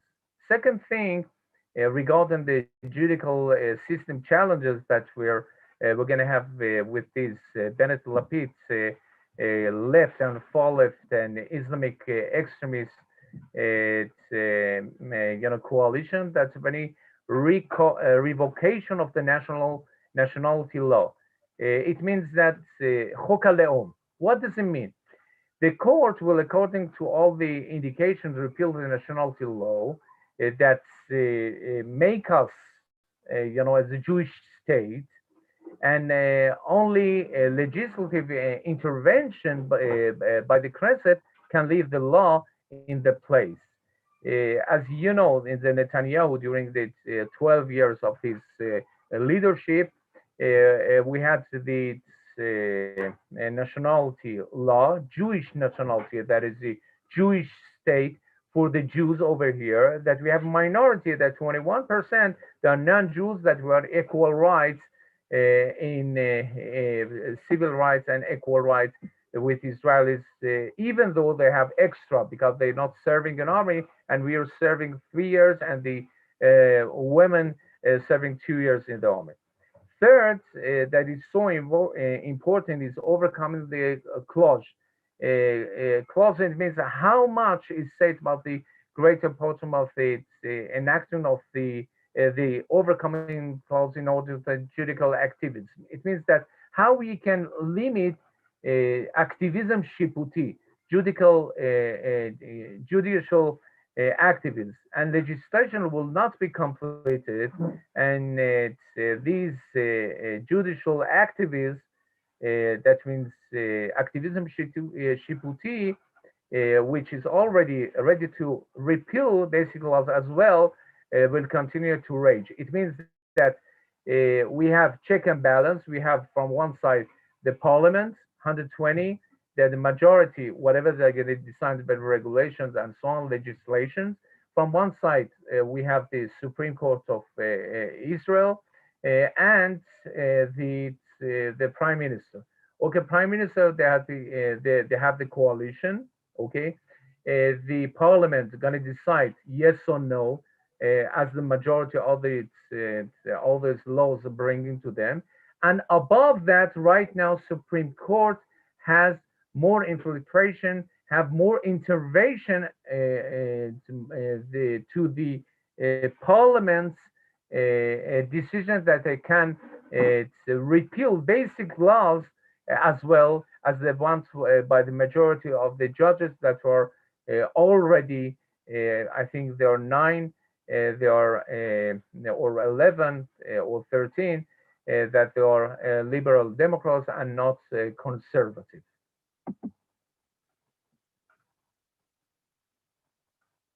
Go ahead. Yeah, yes, thank you.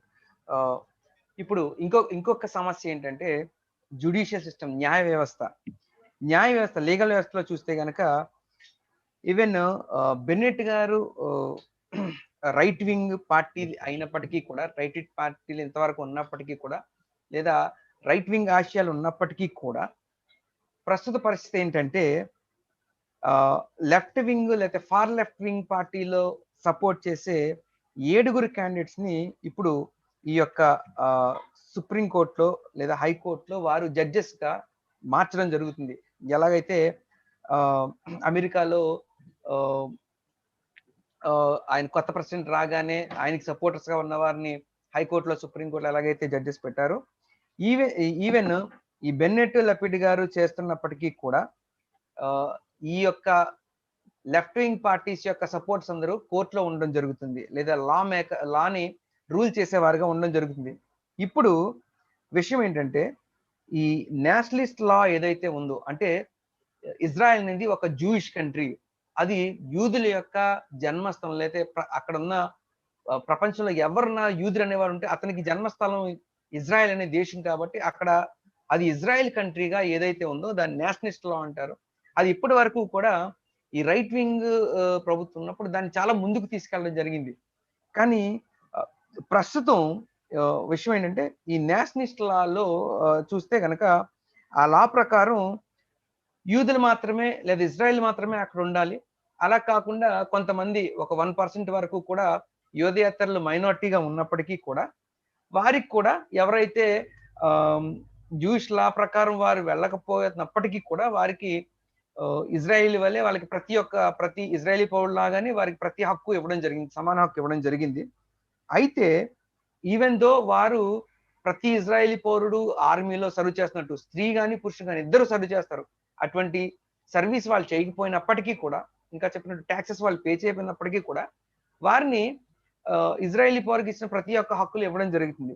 అయితే ఇప్పుడు ఒకవేళ left wing party అధికారంలోకి వస్తే గనక ఈ వీరినందరినీ ఏ విధంగా treat చేస్తుంది, లేదా ఆ నేషనాలిటీ లా అనే దాన్ని ఉంచుతుందా? ఎందుకంటే నేషనాలిటీ లాకి ఎగెనెస్ట్ గా ఉన్న వాళ్ళు కూడా ఈ యొక్క లెఫ్ట్ వింగ్ లో ఉన్నారు. వారందరినీ ఆ మెజారిటీ, ఇంకా చెప్పాలంటే ఇప్పటి వరకు ఆ యొక్క ప్రైమ్ మినిస్టర్ లేకపోతే ప్రెసిడెంటే అనుకున్నాం, కానీ ఇప్పుడు ఎప్పుడైతే వీరందరూ వస్తారో ఈ కోర్టు కూడా వారికి సపోర్ట్ గా మారుతుంది, లేదా కోర్టు కూడా చాలా విషయాల్లో ఈ యొక్క పార్లమెంట్ లో ఒక బిల్లు వెళ్ళినప్పుడు ఎస్ ఆర్ నో అది చెయ్యాలి లేదనేది వారు డిసైడ్ చేసిన తర్వాత దాన్ని కోర్టు కంట్రోల్లో ముందుకు తీసుకెళ్ళడం జరుగుతుంది. లేదా ఈ హైకోర్టు సుప్రీంకోర్టు కొన్ని విషయాల్లో వారికి బోర్డర్స్ ఉంటాయి, అలాగే పార్లమెంట్ కొన్ని విషయాల్లో ఆ రెండు కలిసి ఒక సమన్వయంలో నడుస్తాయి గవర్నమెంట్ లో. కానీ ఎప్పుడైతే ఈ లెఫ్ట్ వింగ్ అనేది వస్తుందో వారి సపోర్ట్స్ అందరినీ ఆ హైకోర్టు ఈ యొక్క సుప్రీంకోర్టులో పెట్టిన తర్వాత అది ఒక్కొక్కసారి పార్లమెంట్ ని కూడా వారి యొక్క నిర్ణయాలను కూడా దీట్ చేసే ప్రమాదం కూడా ఉంది ఈ పరిస్థితిలో. కాబట్టి ఆ యొక్క జన్మ హక్కు, ఇజ్రాయేలీల యొక్క జన్మ హక్కు అనే ఆ నేషనాలిటీ లాని ఈ యొక్క న్యాయ వ్యవస్థ ఏ విధంగా చూస్తుంది ఒకవేళ లెఫ్ట్ వింగ్ వస్తే అనేది కూడా ఒక పెద్ద ప్రశ్న. Yes, please continue. Okay, the most just a minute.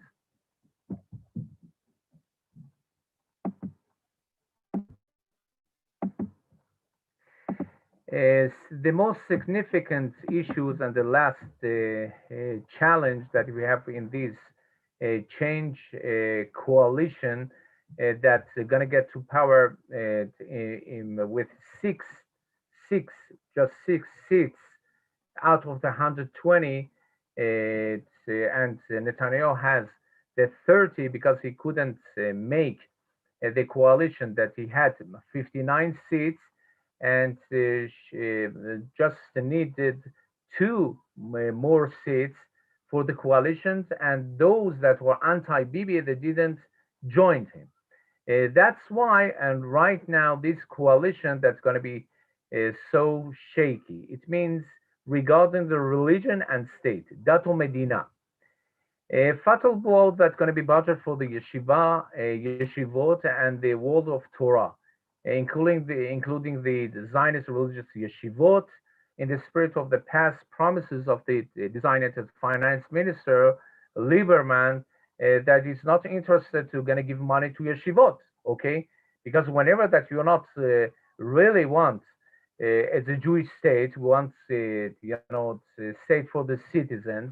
Don't forget that million people that they came in 90s, 30 years ago, they're Russians, and between 78 to 83% of them they were intermarried, with Gentiles. It means that they are 70 years far away in the communist regime that were anti-Jewish. So it means they're right now getting back to their Jewish homeland. They're Jews as all the Jews with their equal rights. But the point is that even they don't want to make converts. As well, there's a point of its Jewishness, the Israeli assimilation that we're going to have. That's right now we have two learning with each other in university, serving in the same army, and so on. And you see, okay, great. Why not going to get married? We are both of our they're seculars. We have civil marriage also. That's fall of socialists and liberal democrats and so on. They want to pass it through in the parliament as the regulations and the laws. So it means it's gonna, the effect that it's gonna have. So we're not gonna know who's a Jew, who's not a Jew. You understand? The dynasty of the Jewishness. So we need the family tree where how we know that Bnei Menashe they're coming from Bnei Menashe. They have their own, dynasty. They have their own narrative of coming of the 2,000 years ago that were they were spread out to the Galut from the Judah and Samaria in these years, and they kept their emunah, they kept their faith to Hashem Yitbarach and Torah Moshe. So it means it's going to affect the religion, the state, the challenges, these conversions also, and the state conversion law and continued recognition is to the Orthodox that they have to move on for a year, gonna learn for conversions and so on. Then that they're gonna get married. But right now, whenever that you're recognizing the Reform conversions, that it means that what's the difference between Reform and conservative? Reform at this, the Jewish secular says they are, who's the Jew? First of all, Jewish secular is asking us. When I ask when from mothers got born or make conversion, okay, great. But who's a Jew? Who's a Jew? Jew, it means that that your grandson and granddaughter, nechadim shelcha, you Yehudim. That's going to be Jew. It means that your faith and whatever that your are blessed by Hashem Yitbarach, what is spirit and Torah Hashem, that's gonna transfer it and gonna deliver it to the next generation, as Bnei Moshe did. Second thing, it means that whenever that you're asking us what's the difference between Reform and conservative, the Jewish scholar says Reform they are one step to the Christianity, and conservative, they are one step out of the Judaism. It means, but anyway, the recognition of the Jews, every Jews as a Jew, and we accept everybody as a Jew, and we have to, influence others and reaching out all those that are going to get back to Israel, to the Jewish homeland, as well to the Jewishness and the Jewish peoplehood, and so on. At the end of these challenges that were remarking, is opening. They're trying, the predictions that's going to be opening the kashrut system and abolishing the authority of the chief rabbinate of Israel. Right now, everywhere that we will go is kasher lemehadrin. It's got a kasher, going to be whatever that we will, the slaughtering kasher and so on. For 1,000 years, they're keeping all the kashrut and so on. Whatever that happened in COVID-19 and the coronavirus, where it's coming from, where the Chinese eating everything that's move on the ground.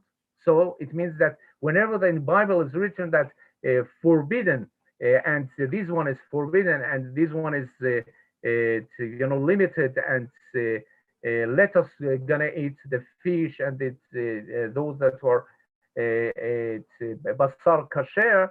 It means the kasher meat, even that it's more expensive, but we know that the slaughtering, what does it mean, and so on. The same problem that we have with the slaughtering of the kashruyot and so on, also in the Europe right now, they're forbidding slaughtering shchita. They want that it's more it's by knife that it's been checked. That's not going to be any pain for the animal. Say no, it's better that you're going to shoot it with a bullet in their head, and through that they're making money because the blood not going to get out and going to be inside the meat. We're going to make money out of that. So it means that at the end of their challenge of the religion and the state, it's represented investment in the reform communities in Israel and abroad with the assistance of the Ministry of the Diaspora that it's owned by the Labor Party and the Reform.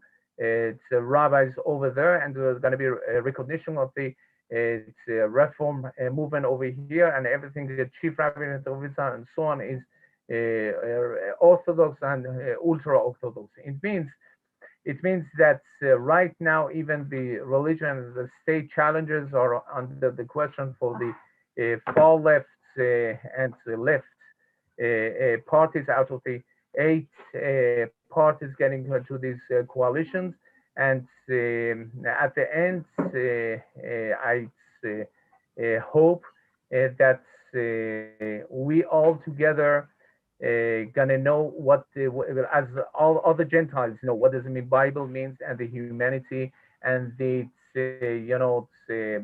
Hashem created us without any distinguished whatever and discrimination of the color of the skin. We are all equal in front of Hashem Yitbarach.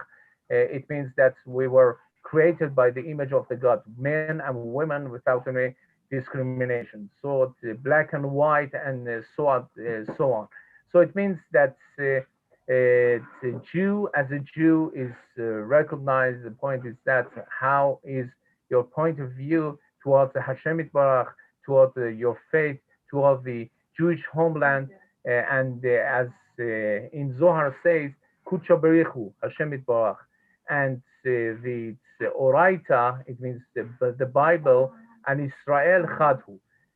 Whenever that we have all together, it means that Hashem Yitbarach and the Oraita, keeping the Bible and our Jewishness as a Jewish peoplehood in the land of Israel, Jewish homeland, as well Israel, that they have the chosen nation that they have more accountability and responsibility towards others.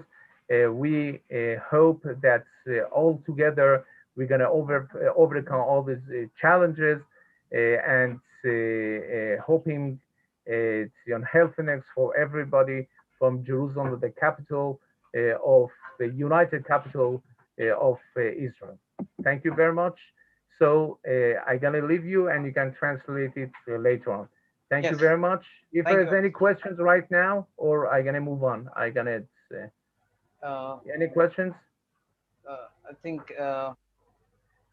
ఎవరైనా ప్రశ్నలు ఉంటే దయచేసి రబ్బీ గారిని అడగొచ్చు లేదంటే sir And then you're going to translate it. Okay. Yes, sir. Any questions before I'm leaving? Yeah, there is a Shalom Rao, Toda Rabba for wonderful scenario message about the political situation of Israel and its consequences. My question is regarding Noahites in India, how they support this destabilized or local dynamics seems to be very disturbed in Israel in future. What will be your suggestions for our rebuilding of building of Noahidism in India? So it's,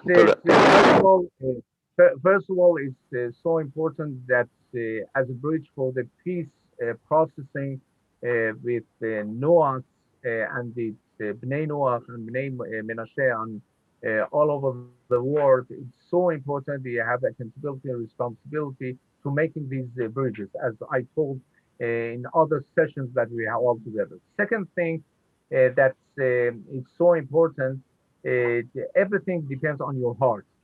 After the COVID-19, and you saw all the idols, as you remember, all the idols and worshiping of the idols didn't work.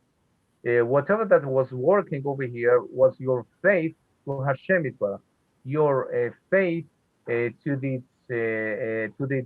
medical case, and it means that science and Torah gonna go hand by hand.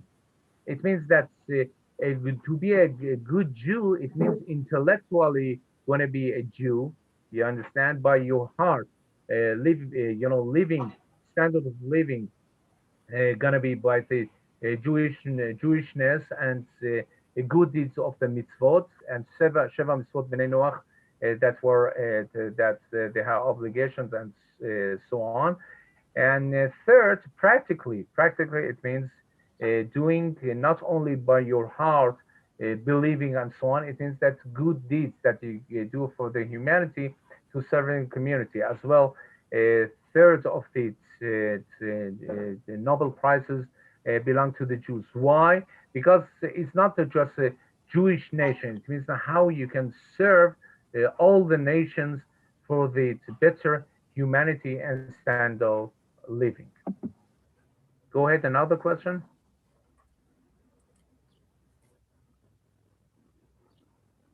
So far, if there is any woman over here that's going to ask a question, that's going to be equality. Any woman? Is there any woman? I think Nora. No? Yeah. Okay, if it's going to be, you're going to transfer right now. Thank you very much for your time. And later on, with thanks to Rabbi Yehoshua, we're going to discuss with each other. Just bring whatever they're asking, bring your questions and your comments to Rabbi Yehoshua or to me. I'm going to ask our team that they're going to divide it, each of these that's going to be available. We're going to be sent on the WhatsApp group that we made all together that you can see that in English. And also we have the questions, comments for the next sessions. It depends everything on you, whatever that's happening over here. The next week on these days, maybe we're going to have the left-wing coalition, and we hope that really make these disputes resolutions and going to be reunified the Jewish nation altogether by our unity and your faith, and practically as well intellectually for the safe and guarding the Israel and the Jerusalem, the capital of Israel forever. Thank you very much. Take care. Thank you. Take care. Shalom, shalom. అయితే రబీ గారు చివరగా ఇప్పుడు వరకు చెప్పిన విషయాలన్నిటికన్నా చాలా ముఖ్యమైన విషయాన్ని చెప్పారు. ముఖ్యమైన ప్రమాదం ఏదైతే ఉంది లెఫ్ట్ వింగ్ వస్తే అనేది. ఇప్పుడు మనం ఇందాక అనుకున్నట్టు ఇజ్రాయెల్ పార్లమెంట్ లో 120 సీట్లు ఉంటే దాంట్లో నెతన్యాహు గారి పార్టీ, అలాగే రైట్ వింగ్ పార్టీ, అలాగే లెఫ్ట్ వింగ్ పార్టీలో మధ్యన వ్యత్యాసం చూస్తే కనుక 2 సీట్స్ తక్కువైనాయి. రైట్ వింగ్ లో నెతన్యాహు గారి పార్టీ దగ్గర 2 సీట్స్ మాత్రం తక్కువైనాయి ఆయన ఉన్న కోalition లో. అయితే ఇప్పుడు వారు రాబోయే నెక్స్ట్ వీక్ మరలా రబీ గారు వీలు కుదిరితే క్లాస్ పెడతా అన్నారు. సో ఆ క్లాస్ వచ్చే సమయానికి మేబీ లెఫ్ట్ వింగ్ పార్టీ నుంచి వారు నాయకత్వంలోకి రావచ్చు అని చెప్తున్నారు. అయితే ఇప్పుడు విషయాన్ని ఆలోచిస్తే గొప్ప ప్రాబ్లం అయితే గొప్ప ప్రాబ్లం ఏంటంటే, ఇప్పుడు ఏదైతే రైట్ వింగ్ పార్టీ ఉందో వారు ఆర్థడాక్స్ యూనియన్ తో కానీ మిగతా వారందరితో కలిసి నడిచేవారు. ఇప్పుడు గవర్నమెంట్ నుంచి ఈ యెషువాస్ కి లేకపోతే యెషువోత్ కి తోరా స్టడీ స్కూల్స్ ఎంతో సపోర్ట్ గవర్నమెంట్ నుంచి వస్తుంది ఇప్పుడు నడుస్తున్న రైట్ వింగ్ పార్టీతో చూస్తే. ఎందుకంటే మొట్టమొదటిగా ఇజ్రాయెల్ అందరూ చాలా దేశాల నుంచి ఇక్కడికి వచ్చి సెటిల్ అయిన తర్వాత చాలా మంది వారు వారి దేశాల నుంచి వచ్చినప్పుడు వారు తోరాలో అంత ప్రావీణ్యత లేకపోయినప్పటికీ చాలా లిబరల్ గా వచ్చినప్పటికీ వారందరూ తిరిగి మరలా తోరాలో ప్రావీణ్యత చెందుతూ వారు ముందుకు నడుస్తున్నప్పుడు గవర్నమెంట్ కూడా తిరిగి వారికి సపోర్ట్ చేస్తూ యెషువాలతో వారికి తోరా నేర్పించడం జరిగింది. అయితే ఇప్పుడు లెఫ్ట్ వింగ్ పార్టీస్ వచ్చిన తర్వాత వాటిని ఆ విధంగా నడుపుతాయా, ఆ తోరాన్ని ముందుకు తీసుకెళ్ళడానికి, నెక్స్ట్ జనరేషన్ తీసుకెళ్ళడానికి ముందుకు సపోర్ట్ చేస్తాయా లేదా అనేది పెద్ద ప్రశ్న. ఎందుకంటే అసలు లెఫ్ట్ వింగ్ పార్టీస్ లో ఎవరైతే కోalition లో ఉన్నారో వారందరూ కూడా అసలు ఈ యొక్క విధానాన్ని ముందుకు తీసుకెళ్ళకూడదనే విధానంలో చాలా పార్టీస్ ఉన్నాయి. సో కాబట్టి ఇప్పుడు ఆ సపోర్ట్ అనేది గవర్నమెంట్ నుంచి ఆ ఇష్యూస్ కి అందుతుందా, ఆ యొక్క తోరా స్కూల్స్ కి అందుతుందా లేదా అనేది ఒక ప్రశ్న. ఇప్పుడు దాంతో కాకుండా ఈ లిబరల్ పార్టీలు ఏవైతే ఉన్నాయో వారందరూ కూడా ఇప్పుడు ఫర్ సపోజ్ ఒక ఇజ్రాయలీ కమ్యూనిటీలోకి కన్వర్షన్ అవ్వాలంటే మనకి రబి యోషువా గారు చాలాసార్లు చెప్తుంటారు, ఆర్థడాక్స్ కమ్యూనిటీ ప్రకారంగా అవ్వాలంటే చాలా విషయాల్లో వారు తర్ఫీదు పొందిన తర్వాత, లేదు వారు అసలు ముందు అయితే ఆ కన్వర్షనే వద్దంటారు. ఎందుకంటే ప్రతి ఒక్కరికి ఎక్కడున్నారో అక్కడ వారికి ఒక బాధ్యత ఉంటుంది, ఆ బాధ్యత నెరవేర్చడానికి హషేం అక్కడ ఉంచుతారు. అదే సందర్భంలో ఏదైనా ప్రత్యేకమైన పరిస్థితుల్లో హషేం పరిస్థితులను బట్టి వారు ఒకవేళ మారాలంటే అది చాలా ప్రాసెస్ లో తోరాలో ప్రతి విధమైన విషయాలు నేర్చుకుని అన్ని విషయాల్లో అయిన తర్వాత ఒక ప్రత్యేకమైన కారణం ఏమైనా ఉన్నప్పుడు తిరిగి మరలా కన్వర్షన్ అనేది కుదురుతుంది, లేదా వారు అక్కడికి రావాలి అని చెప్తూ ఉంటారు. అయితే ఇప్పుడు లెఫ్ట్ వింగ్ పార్టీ వచ్చిన తర్వాత ఎప్పుడైతే ఈ తోరాకి వారు వాల్యూ ఇవ్వరో, లేకపోతే ఆ తోరా స్టడీకి వాల్యూ ఇవ్వరో, అంటే అటువంటి సపోర్ట్ చేయని పార్టీలు ఎప్పుడైతే రూలింగ్కి వస్తాయో వారు సపోర్ట్ చేయకపోవడం వలన ఈ కన్వర్షన్ అనేది ఇప్పుడు చాలా వరకు కూడా ఈ ఇప్పుడు ఏదైతే ఆర్థడాక్స్ కన్వర్షన్స్ అవుతున్నాయో అలాగే నార్మల్ గా వేరే లిబరల్ పార్టీలు అయితే సోషలిస్ట్ పార్టీలు ఏవైతే ఉంటారో లేదు ఎవరైనా దేనికైనా వెళ్ళొచ్చు, ఆ జూయిష్ అంటే స్పెషల్ ఏం లేదు, ఎవరైనా కన్వర్షన్ అవ్వచ్చు అనే కన్వర్షన్స్ ఉన్నాయి. వాటన్నిటినీ వీరు ఎప్పుడైతే సపోర్ట్ చేస్తారో అప్పుడు నిజమైన జ్యూ ఎవరో, అసలు జ్యూ కాని వారు ఎవరో ఎవరికి తెలియని పరిస్థితి. మేబీ తర్వాత వారు లేదు ఎవరినన్నా పెళ్లి చేసుకొనవచ్చు. ఎందుకంటే మనకి ముందు మన క్లాసులో నేర్చుకున్నాం, ఒక జూయిష్ స్త్రీని మాత్రమే పెళ్లి చేసుకోవాలి అనే పరిస్థితి వారికి ఉంది. వారు ఆ పవిత్రమైన జనాంగం ముందుకు వెళ్ళాలి కాబట్టి, ఆ యొక్క నిబంధనలో వారు ఉన్నారు కాబట్టి. ఇప్పుడు ఈ లెఫ్ట్ వింగ్ పార్టీస్ వచ్చిన తర్వాత ఆ సోషలిస్ట్ వ్యూస్ కానీ, ఆ లిబరల్ వ్యూస్ కానీ ఎప్పుడైతే ముందుకు వస్తాయో వారు ఎవరిని పడితే వారిని పెళ్లి చేసుకునే అవకాశం వచ్చు. అప్పుడు ఒక జూయిష్ స్త్రీ వేరే పురుషుని పెళ్లి చేసుకున్నా, లేదా ఒక జూయిష్ పురుషుడు వేరే స్త్రీని పెళ్లి చేసుకున్నా ఆ వచ్చే జనరేషన్ లో ఎవరు జ్యూ కాదో తెలియని పరిస్థితి, చాలా కన్ఫ్యూజన్ స్టేట్ కి వెళ్తూ ఉంటుంది. కన్జర్వేటివ్ ఆ యొక్క కన్వర్షన్స్ అయిపోవడం వల్ల ఎవరు సరైన విధానంలో జ్యూ ఉన్నారనేది తెలియని పరిస్థితి. రెండోది ఈ తోరా స్టడీకి యెషువాస్కి ఎప్పుడైతే సపోర్ట్ చేయారో మరలా తిరిగి అది సరైన విధానంలో ముందుకు వెళ్తుందా లేదా అనేది ఒక పెద్ద ప్రశ్న. ఇంకా ఇంకొక విషయం, ప్రస్తుతం ఇజ్రాయెల్ అంతట్లో కూడా ఈ కష్రూత్ విధానాన్ని చాలా స్ట్రిక్ట్ గా ఫాలో చేసుకుంటూ వెళ్ళారు. దానికి ఒక రబ్బనికల్ సొసైటీ ఉంటుంది. ప్రతి విధానంలో కూడా దాన్ని చెక్ చేసుకుంటూ ఆ షకీతా ఎవరైతే ఉంటారో, లేదా రబ్బీస్ ఎవరైతే చెక్ చేసే వాళ్ళు ఉంటారో వారు ఆ కష్రూత్ విధానాన్ని పక్కాగా వెళ్ళేలా దానికి పర్మిషన్ ఇస్తూ, ఎవరైతే దాన్ని పాటిస్తారో వాళ్ళకి మాత్రమే పర్మిషన్ ఇస్తూ దాన్ని చాలా పటిష్టంగా తీసుకెళ్తున్నారు. ఎప్పుడైతే ఇప్పుడు మళ్ళీ ఈ లెఫ్ట్ వింగ్ వస్తుందో ఆ విధానాన్ని ఆ విధంగానే ముందుకు తీసుకెళ్తుందా లేకపోతే దాన్ని మార్చేస్తుందా తెలీదు. ఇప్పుడు వచ్చేసరికి ఆ విధానాన్ని ఇబ్బంది పెట్టే పరిస్థితి ఏర్పడుతుంది. ఇప్పుడు మనందరికీ తెలుసు షకీతా అంటే, లేదా ఈ కోషియర్ విధానంలో స్లాటరింగ్ అనేసరికి మనకి నోవాహిల్ గా మనకి రబ్బీలు చెప్పడం జరిగింది. మనకి సాధ్యమైనంత విధానంలో ఏదైతే జంతువుని మనం తింటామో దాన్ని బాధ లేకుండా చంపడం, అది పూర్తిగా చనిపోయిన తర్వాత తినడం అనేది. అదే విధానంలో యూదులకు ఉండే విధానంలో చాలా రూల్స్, ఇంకా చాలా రూల్స్ ఉన్నాయి. వాటన్నిటిని కూడా పక్కాగా పాటించే ఆబ్లిగేషన్ ఇజ్రాయిల్కి ఉంది. ఇప్పుడు వీరు గనక వస్తే ఆ విధానాన్ని ముందుకు తీసుకెళ్తారా, లేదా ఆ విధానంలో ఏమైనా ఇబ్బందికర పరిస్థితులు ఏర్పడే అవకాశం ఉందా, అది కూడా ఒక ప్రశ్నగా ఉంది. కాబట్టి ఇలా ముందుకు వెళ్తూ ఉన్నప్పుడు ఈ విషయాలన్నీ కూడా చూస్తూ సింపుల్ గా చెప్పాలంటే మనకి ఇండియాలో కరోనా ఎలాగైతే వచ్చిందో చాలా ఇబ్బంది పడ్డాం. అయితే దానికి రూట్ కాజ్ గా చెప్పే చైనా అని చూసినప్పుడు వారు ప్రతి విధమైన జంతువుని, ప్రతి విధమైన కీటకాన్ని, దేన్నైనా కూడా వారు తినడం చేస్తూ ఉంటారు. అయితే హషేం చెప్పిన విధానంలో కొన్ని రూల్స్ అండ్ రెగ్యులేషన్ ఇచ్చినప్పుడు వాటిని వారు పాటించకుండా ఎప్పుడైతే వెళ్ళిందో ఒక గొప్ప ఇబ్బంది అనేది మనం చూడడం జరిగింది ప్రపంచంలో. ఇప్పుడు అదే పరిస్థితుల్లో ఒక జ్యూకి ఆబ్లిగేషన్ గా ఉన్న కసూతి విధానాన్ని ఒకవేళ వారు ఇబ్బంది పెడితే, ఈ కొత్త పార్టీ ఏదైతే వచ్చిందో అప్పుడు జరిగే పరిస్థితులు కూడా చాలా ఇబ్బందికర పరిస్థితులు రావచ్చు అనే విధానంలో రబ్బీ గారు చెప్పారు. అయితే చివరిగా రబ్బీ గారు చెప్తూ ఈ పరిస్థితులు మేబీ వచ్చే వారానికి మరలా మనం కలుసుకునే పరిస్థితికి ఈ యొక్క లెఫ్ట్ వింగ్ పార్టీ అనేది అధికారంలోకి రావచ్చు. వచ్చినప్పటికీ కూడా ఇటువంటి పరిస్థితుల్లో అంటే ఇప్పటి వరకు మనం ఏమైతే మాట్లాడుకున్నాం అటువంటి ఇబ్బందికర పరిస్థితులు ఏర్పడే అవకాశం ఉంది. అయితే హషేం దయ వలన అందరూ ఏకమయ్యి ఒకే మనస్తత్వంతో మనం ముందుకు వెళ్తూ ఉన్నప్పుడు ఈ విషయాలను అర్థం చేసుకుని మనం హషేంతో కలిసి ఉన్నప్పుడు తిరిగి మరలా ఎదుర్కొనే అవకాశాన్ని కూడా హషేం గారు ఇచ్చే విధానంలో మనం హషేం గారి దగ్గర అందరం కూడా నేర్చుకుని ముందుకు వెళ్ళాలి, లేకపోతే ఆ విషయం కోసం మనం ప్రయత్నించాలని అని అడుగుతున్నారు. అయితే ఇదే సందర్భంలో మన యాకోబి గారు కూడా ఈ పరిస్థితుల్లో నోవాహీర్గా నేను చేయాల్సిన బాధ్యత ఏంటండి ఇండియాలో ఉన్నప్పుడు అని అడిగినప్పుడు సింపుల్ గా రబ్బీ గారు చెప్పింది, ఎవరి బాధ్యతని వారు నెరవేర్చుకుంటూ వెళ్ళాలి.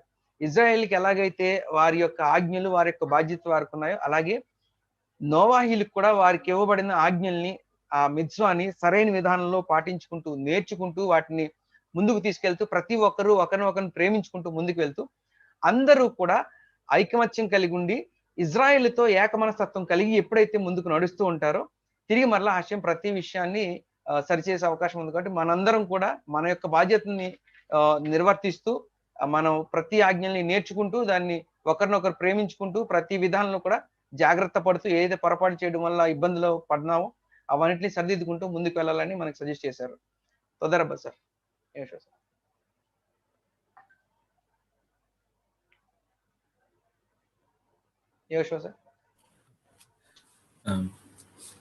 తొందరబ్బా సార్, చాలా సంతోషం. చాలా విషయాల్ని మీరు తీసుకొచ్చారు ట్రాన్స్లేట్ చేసి.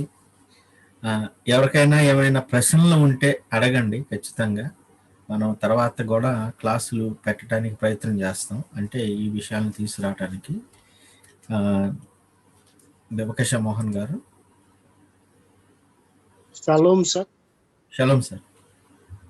సార్, ఇప్పుడు ప్రస్తుతం మనం 2 years లో స్టడీ చేస్తున్నప్పుడు తిక్కున్ హోలంలో భాగంగా మనకి సిద్ధూరు రావడం అని, అలాగే ఈ చుల్కనూరు రావడం, ఈ పరిస్థితిలో తిక్కున్ హోలం జరుగుతున్న టైంలో ఇప్పుడు మీది మ్యూట్ అయింది, చూడండి ఒకసారి. హలో. తిక్కున్ హోలం జరుగుతున్న సమయంలో ఇప్పుడు లెఫ్ట్ వింగ్ అనేది రావడం వలన మరి ఇక్కడ ఇప్పుడు మనం చెప్పుకున్న పాయింట్స్ లో ఒక 5-6 పాయింట్స్ లో మనం ఈ ఎస్సీ వాళ్ళకి ఆటంకపడే పరిస్థితి వస్తే తోరాలు స్టడీ జరగవు, అంటే ఆ తోరాను ముందుకు తీసుకెళ్లే విధానం నెతన్యాహు గారి టైంలో జరిగింది. ఇప్పుడు జరుగుతుందో లేదో కూడా వేచి చూడాలి. అలాగే హోసేరు విధానంలో కానీ వివాహాల విషయాల్లో ఎవరు పడితే వాళ్ళు చేసుకోవడం కానీ ఇవన్నీ జరిగితే ఇప్పుడు దీన్ని మనం ఎలా అర్థం చేసుకోవాలంటే ఇప్పుడు తిక్కున్ హోలంలో భాగమేనా దీని, అంటే ఇది ఇప్పుడు హషేం గారి చిత్తంలోనే ఇది జరుగుతుంది, అంటే ప్రతిదీ కూడా ప్రవచనాత్మకంగా జరుగుతున్నప్పుడు ఇలాంటి పరిస్థితిని కూడా ఎలా అర్థం చేసుకోవాలి? అర్థమైంది కదా సార్? ఇప్పుడు మనం నవత్వంలోనికి రావడం ఇది స్పీడ్ గా జరుగుతుంది ఈ తరుణంలో, ఈ 2-3 years లో. ఈ తరుణంలో ఈ లెఫ్ట్ వింగ్ రావడం అనే దాన్ని ఎలా అర్థం చేసుకోవాలి? తొందరబ్బా సార్, సింపుల్ గా చెప్పాలంటే, అంటే రబ్బీ గారిని అడిగితే మంచిది, డెఫినెట్ గా తర్వాత తీసుకొస్తారు. అంటే ఇక్కడ రబ్బీలు చెప్తున్న విషయాలని సింపుల్ గా చెప్పాలంటే దీని వల్ల కూడా ఒక మంచి కార్యం జరగబోతుంది. అంటే ఏమో తెలియదు మనకి, దేవాలయం కట్టబట్టడానికి దారి పడుతుందేమో. ఎందుకంటే రైట్ వాళ్ళు ఉన్నప్పుడు ప్రపంచం అంతా ఎగనెస్ట్ గా ఉంటది గవర్నమెంట్ కి. ఇప్పుడు లెఫ్ట్ వాళ్ళు ఉన్నారు కాబట్టి మీరు ప్రపంచం అంతా ఏం చేయాలనుకుంటున్నారో అది చేయడానికి సిద్ధపడే వాళ్ళు ఉన్నారు. అంటే కొన్ని దేశాలు ఇస్రాయల్ దేశంలో ఉండకూడదు అనే పరిస్థితి అనే ఉద్దేశంతో ఉన్నారు. అయితే లెఫ్ట్ వాళ్ళు కూడా అవును మనం మొన్నే కదా వచ్చింది, దీన్ని ఆక్రమించుకొని పాలస్తీనా వాళ్ళ దగ్గర దోచుకున్నాం అన్నట్లుగా మాట్లాడతారు వాళ్ళు. బైబిల్ సంగతి అంటే ఆ బైబిల్ అదేదో చరిత్ర విషయం, అది ఎప్పుడో జరిగిన విషయం, దానికి దీనికి సంబంధం ఏంటి? మొన్నే కదా నువ్వు వచ్చింది, 1903లో లేకపోతే 1913లో ఆక్రమించుకున్నావు, లేకపోతే 1847లో కొంతమంది వచ్చారు, లేకపోతే 1900లో కొంతమంది వచ్చారు, వాళ్ళు వచ్చి ఈ దేశాన్ని ఏర్పాటు చేశారు, ముస్లింలు ఉన్న ప్రదేశాన్ని అని అందరూ ఎవరైనా సరే ప్రపంచం అంతా అలా భావిస్తున్న సమయంలో, అంటే అలా ఆ ఉద్దేశాలతో ఉంటే ఇప్పుడు లెఫ్ట్ వాళ్ళు కూడా అదే ఉద్దేశంలో ఉన్నారు. అంటే అవును, మనమే వచ్చి వాళ్ళకి పాపం వాళ్ళ దోచుకొని మనం ఇల్లు కట్టుకొని మనం చేసుకుంటున్నాం, గవర్నమెంట్లు ఇవన్నీ చేస్తున్నాము, పాపం వాళ్ళకేమో ఏమి లేకుండా ఉంది, వాళ్ళు ఏర్పాటు చేసుకోవట్లేదు, వాళ్ళు అందుకే టెర్రరిస్టులు అయ్యారు, అందుకే కాలుస్తున్నారు, అది మన వల్లనే అని వాళ్ళు ఇప్పుడు మాట్లాడుతూ ఉంటారు. ఇక రేపు నుంచి మనం వినబోయేది అదే. అంటే ఇదంతా ఎందుకు జరుగుతుంది, ఏదన్నా ఒక బాంబు పేలింది అనుకోండి, అరబ్బులు పేల్చారు అనుకోండి, ఇదంతా ఎందుకు జరుగుతుందని మీరు అనుకుంటున్నారు? మనం ఇక్కడ ఉండటం వల్ల, మనం మళ్ళీ జర్మనీకి వెళ్ళిపోవటం మళ్ళీ అని, వాళ్ళు మనం వచ్చిన దేశాలకు వెళ్ళిపోతే మంచిది, వాళ్ళు ఏలుకుంటారు, వాళ్ళు పోరాడుతున్నారు, స్వతంత్ర యోధులు వాళ్ళు అన్నట్లుగా భావిస్తారు వీళ్ళు కూడా. కాబట్టి 8 పార్టీల్లో 2 పార్టీలు అరబ్ పార్టీలు ఉన్నాయి. అంటే 2 పార్టీలు రైటీ కూడా లెఫ్ట్కి వెళ్ళినాయి, ఒక అరబ్ పార్టీ ఉంది. ఈ ఖచ్చితంగా టెర్రరిజం ని సపోర్ట్ చేస్తారు. అంతేకాకుండా లెఫ్ట్ వాళ్ళు డెఫినెట్ గా సపోర్ట్ చేసే పార్టీలు ఉన్నాయి కొన్ని, అవి కూడా కోalition లో ఉన్నాయి. కాబట్టి ఈ ఖచ్చితంగా అది జరగబోతుంది. ఇలాంటి అంటే వాళ్ళ చేతిలో గవర్నమెంట్ ఉన్నప్పుడు హషేము గారు సడన్ గా ఏదైనా ఒక కార్యం తలపెట్టారో మనకు తెలియదు. కాబట్టి ఖచ్చితంగా ఇప్పుడు యశివాలు లేకపోతే ఈ గందరగోళాలన్నీ జరుగుతున్నాయంటే నోహయిలకి లేకపోతే ప్రపంచవ్యాప్తంగా యూదుల్ని సపోర్ట్ ఇస్రాయల్ని సపోర్ట్ చేసే వారికి పరిస్థితి ఏంటంటే ఈ క్లాసులు పెట్టడం కష్టం అవుద్ది కదా. మామూలుగా చెప్పాలంటే యశివాలు ఇప్పుడు దేశం కొరకు పోరాడాల్సి వస్తుంది. ప్రతి పౌరుడు ఇస్రాయల్ని సపోర్ట్ చేసి రైట్ పార్టీలో లేకపోతే ఉన్నవారందరూ, తోరాన్ని సపోర్ట్ చేసే వాళ్ళందరూ, ఇస్రాయల్ ప్రజలను సపోర్ట్ చేసే వాళ్ళందరూ అంటే పట్రియోటిజం అంటే దేశభక్తి ఉన్న, ఇస్రాయల్ దేశభక్తి ఉన్న ప్రతి పౌరుడు కూడా పోరాడతాడు. ఇప్పుడు రేపు నుంచి మేము డెఫినెట్ గా వాళ్ళు చేసే పనులు వ్యతిరేకించాల్సి వస్తుంది. అంటే కూర్చొని సరే వచ్చేసింది కదా అని ఊరుకోవటం కుదరదు. కాబట్టి ఈ రోజు వెళ్ళాల్సి వస్తుంది, స్ట్రైకులు చేయాల్సి వస్తుంది. అదేంటి ఇలా చేస్తున్నారు, అదేంటి ఇది మీరు కోషర్ చేయకుండా చేస్తున్నారు, అదేంటి స్త్రీలు పెళ్లి చేసుకోవచ్చు అంటున్నారు, అది ఎలా కుదురుద్ది తోరా ప్రకారం అని పోరాటం అనేది ఇప్పుడు ప్రారంభం అవుద్ది. అలాంటి సమయంలో ఒకవేళ ఇప్పుడు అరబ్బులు లేకపోతే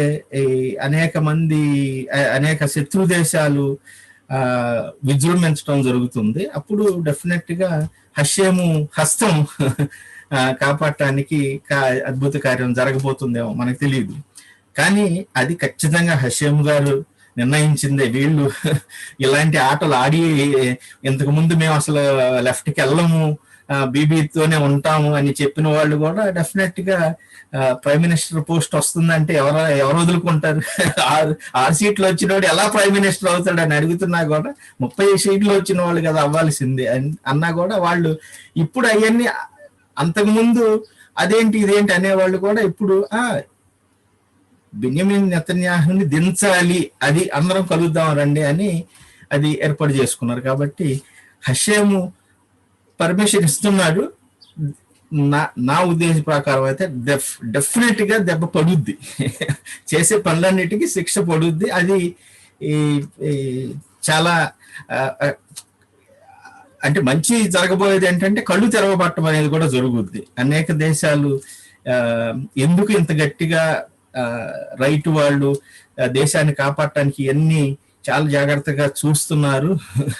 ఇప్పుడు ఇట్లా ఓపెన్ చేయగానే అది రకరకాలుగా వెళ్ళిపోద్ది, వాళ్ళు తట్టుకోలేరు. యుద్ధం వచ్చినప్పుడు కూడా వాళ్ళు యుద్ధం చేస్తే అయ్యిందిలే అని దాన్ని ఎదుర్కోవటానికి కూడా ప్రయత్నం అంతగా గట్టిగా చేయకపోవచ్చు. మేము చేస్తాం అది ఇది అన్నా కూడా వాళ్ళు అది కాదు కదా, అది తప్పు కదా అని అంటారు. అదేంటి మీరు అలా కాల్చకూడదు ఇలా కాల్చకూడదు అని రకరకాలుగా సైన్యానికి ఆర్డర్లు వేస్తారు.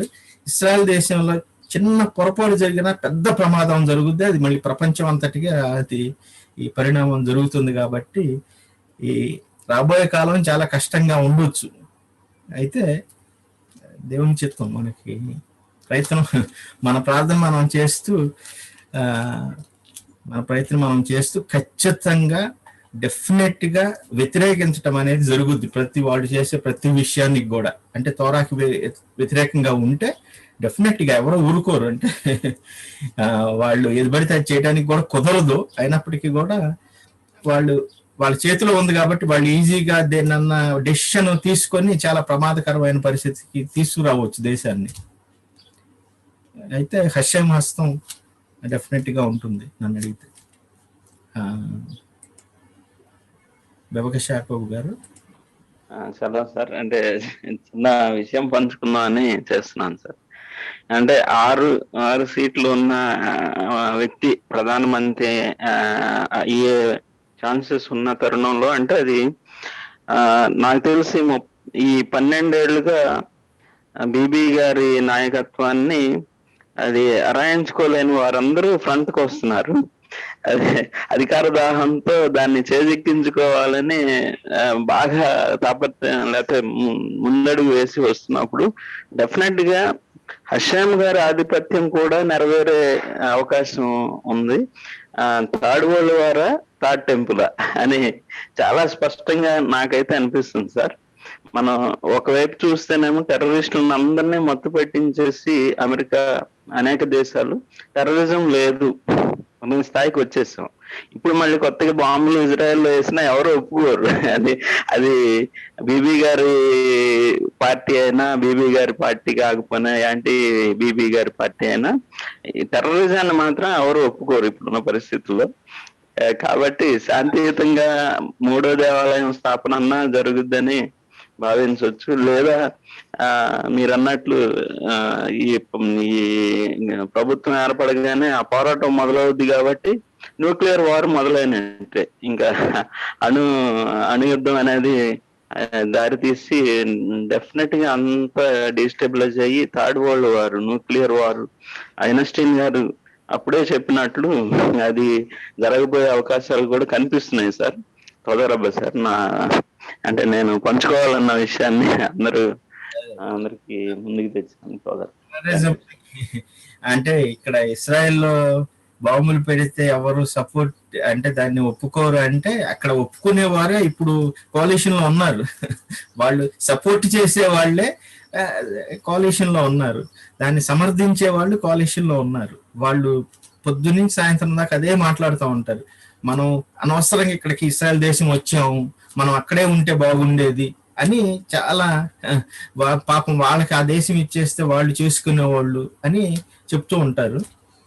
కాబట్టి అలాంటి పార్టీలు కూడా ఉన్నాయి. అంటే మీకు ఈ 13 పార్టీల్లో డెఫినెట్ గా అలాంటి పార్టీలు యూదీయ పార్టీలు అయినప్పటికీ కూడా వాళ్ళు తోరాని కానీ లేకపోతే ఇస్రాయల్ ప్రజల గురించి కానీ అంత పెద్ద ఆసక్తి లేనివారు. ఎందుకంటే వాళ్ళు ఆల్రెడీ వేరే వాళ్ళని చేసుకోవటం వల్ల వాళ్ళకి పుట్టిన వాళ్ళు అంటే మిశ్రమ జాతి సంతతిగా ఉన్నవారు చాలా మంది ఉన్నారు. అంటే యూదులు కాకుండా వేరే వాళ్ళని చేసుకోవటం, అంటే కన్వర్ట్ అయిన వాళ్ళని కానివ్వండి, ఏదన్నా కానివ్వండి, కొంత యోధత్వం అనేది తగ్గిపోవడం అనేది జరుగుతుంది. కాబట్టి డెఫినెట్ గా అంటే గట్టి పటిష్టంగా యూదీయ ప్రజలు, ఇస్రాయల్ దేశం, తోరా అని దాని మీద నిలబడే వాళ్ళు చాలా మంది ఉంటే, దానికి వ్యతిరేకంగా ఉన్న వాళ్ళు కూడా ఇక్కడ చాలా మంది ఉన్నారు. డెఫినెట్ గా ఆ పార్టీలు కూడా ఉన్నాయి. అదే కాకుండా టెర్రరిస్టుల్ని సమర్థించే పార్టీలు కూడా ఉన్నాయి. అది ఇక్కడ ప్రాబ్లం. వాళ్ళు ఏమంటారంటే ఎందుకు వాళ్ళు చేస్తున్నారని వీళ్ళే చెప్తారు. టెర్రరిస్టులు ఎందుకు వేస్తున్నారు బాంబులు అంటే ఇస్రాయల్ తుడి చేయాలని వేస్తున్నారు. అది ఎందుకు వేస్తున్నారో తెలుసా? వాళ్ళకి మనం ఈ యెరూషలేం ఇచ్చేస్తే, ఈ ప్రదేశాలన్నీ మనం ఖాళీ చేసి వాళ్ళకి ఇచ్చేస్తే వాళ్ళు వేయరు అనే ఇప్పుడు దాకా చెప్తున్నారు అన్నమాట. ఇంతకు ముందు అంటే ఉదాహరణగా చెప్తున్నా, గాజా స్ట్రిప్ అని ఉంది కదా, మీకు తెలుసు కదా. గాజా స్ట్రిప్ లో కొన్ని సెటిల్మెంట్స్ ఉన్నాయి, యూదులు సెటిల్మెంట్స్, యూదియా సెటిల్మెంట్స్. 7,000 మంది అక్కడ చిన్న చిన్న గ్రామాలుగా ఉండి అక్కడ జీవిస్తూ ఉండేవారు. చాలా ప్రాబ్లంగా ఉండేది. అంటే గాజా స్ట్రిప్ లోకి వెళ్ళాలంటే చాలా ఆర్మీతో వెళ్లాల్సి వచ్చేది. అయితే షారోన్ గారు రైట్ వారు అయినప్పటికీ కూడా ప్రైమ్ మినిస్టర్ గా మారిన తర్వాత ఏం జరిగిందంటే గాజా స్ట్రిప్ నుంచి బయటకు తీసుకొచ్చేసారు ఆ 7,000 మందిని. 7,000 మందిని దానికి ముందు చాలా ఎందుకు అలా చేస్తున్నారు, అది కాదు ఇది కాదు అంటే అందరూ లెఫ్ట్ వాళ్ళు అందరూ, ఇప్పుడున్న లెఫ్ట్ వాళ్ళు అందరూ కూడా ఏమన్నారంటే ఒక్క రాకెట్ పడితే భూమి దద్దరిల్లుద్ది, అక్కడ వాళ్లే ఉంటారు కాబట్టి మనం ఎన్నైనా వేసేయచ్చు వాళ్ళ మీద, మీరు అసలు భయపడిన అవసరం లేదు, వాళ్ళు ఎయిరు ఖాళీ చేస్తే అని చెప్పారు. అది మీరు వార్తల్లో నొక్కారంటే వచ్చేస్తుంది వాళ్ళు చెప్పేది. ఒక్కటేస్తే దద్దరిల్లిపోద్ది, అసలు మీకు అర్థం కావట్లేదు, వాళ్ళు ఎయిరు ఇచ్చేసి వదిలేసి మీరు బయటికి రండి, వాళ్ళు ఎయిరు, వాళ్ళు చాలా శాంతి సమాధానాలతో ఉంటారు అక్కడ అని చెప్పుకుంటూ వచ్చారు. వికెట్ చేసిన తర్వాత ఇప్పుడు వరకు నిన్నగాక మొన్న మనం చూసాం, పోయిన వారం 2 వారాల క్రితం 4,300 దాదాపుగా 5,000 అనుకుందాం, 5,000 రాకెట్లు అక్కడి నుంచే వచ్చినాయి. ఇప్పుడు ఎవరు దానికి సమాధానం? లెఫ్ట్ ఒకటి చెప్పమానండి అంటే ఇప్పుడు దాకా ఒక్కటి కూడా పడదన్నా వాడిని చెప్పమానండి, మరి పడుతుందేంటి అంటే మీరు కంట్రోల్ చేస్తున్నారు వాళ్ళని, వాళ్ళకే అది ఇవ్వట్లేదు ఇది ఇవ్వట్లేదు అని. ఇస్రాయేలే వాటర్ ఇవ్వాలి వాళ్ళకి, వాళ్ళు ఏర్పాటు చేసుకోరు, వాళ్ళు రాకెట్లు చేస్తూ ఉంటారు, బాంబులు తయారు చేస్తూ ఉంటారు, వాళ్ళకి నీళ్లు సప్లై చేయాలి, ఎలక్ట్రిసిటీ వాళ్ళకి సప్లై చేయాలి, మందులు వాళ్ళకి సప్లై చేయాలి, వాళ్ళకి భోజనం కొరకు సప్లై చేయాలి, కట్టుకోవాలి బిల్డింగులు అంటే ఇసుక సిమెంట్లు అన్ని సప్లై చేయాలి, ఐరన్ సప్లై చేయాలి ఇస్రాయేల్. వాళ్ళు దానికి బదులుగా రాకెట్లు తయారు చేస్తూ ఉంటారు. వాళ్ళు వాళ్ళ దేశాన్ని గాజా స్ట్రిప్ మనకు వచ్చింది కదా, బాగా దాన్ని డెవలప్ చేసుకుందాం అంటే వాళ్ళకి అది ఇష్టం లేదు. అక్కడ వాళ్ళే చెప్తారు, అది మా క్లాసుల్లో కూడా తీసుకొచ్చారు, కొంతమందిని మాట్లాడిచ్చారు.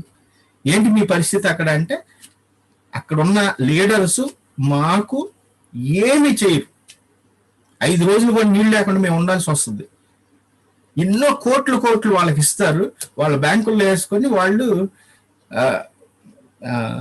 టెర్రరిజం చేస్తూ ఉంటే దాన్ని కంట్రోల్ చేసుకుంటూ పోలీసుల్ని వ్యతిరేకంగా మాట్లాడే వాళ్ళని చంపేస్తూ కంట్రోల్ చేస్తూ జీవిస్తూ ఉంటారు. అది పరిస్థితి అక్కడ. వాళ్ళని వీళ్ళు లెఫ్ట్ వాళ్ళు నమ్ముతారు, వాళ్ళు చెప్పేదాన్ని మేమేం చేయమండి, మాకు ఇచ్చేస్తే ఎరుసలేం ఇచ్చేస్తే అసలు మేమేం చేయమండి అంటారు. ఎవడిస్తాడు ఎరుసలేం? ఇస్రాయల్ చేతిలో ఉంది కాబట్టి అక్కడికి మనం వెళ్ళగలుగుతున్నాం, క్రైస్తవుడు రాగలుగుతున్నాడు, ముస్లింలు ప్రార్థన చేసుకోగలుగుతున్నాడు.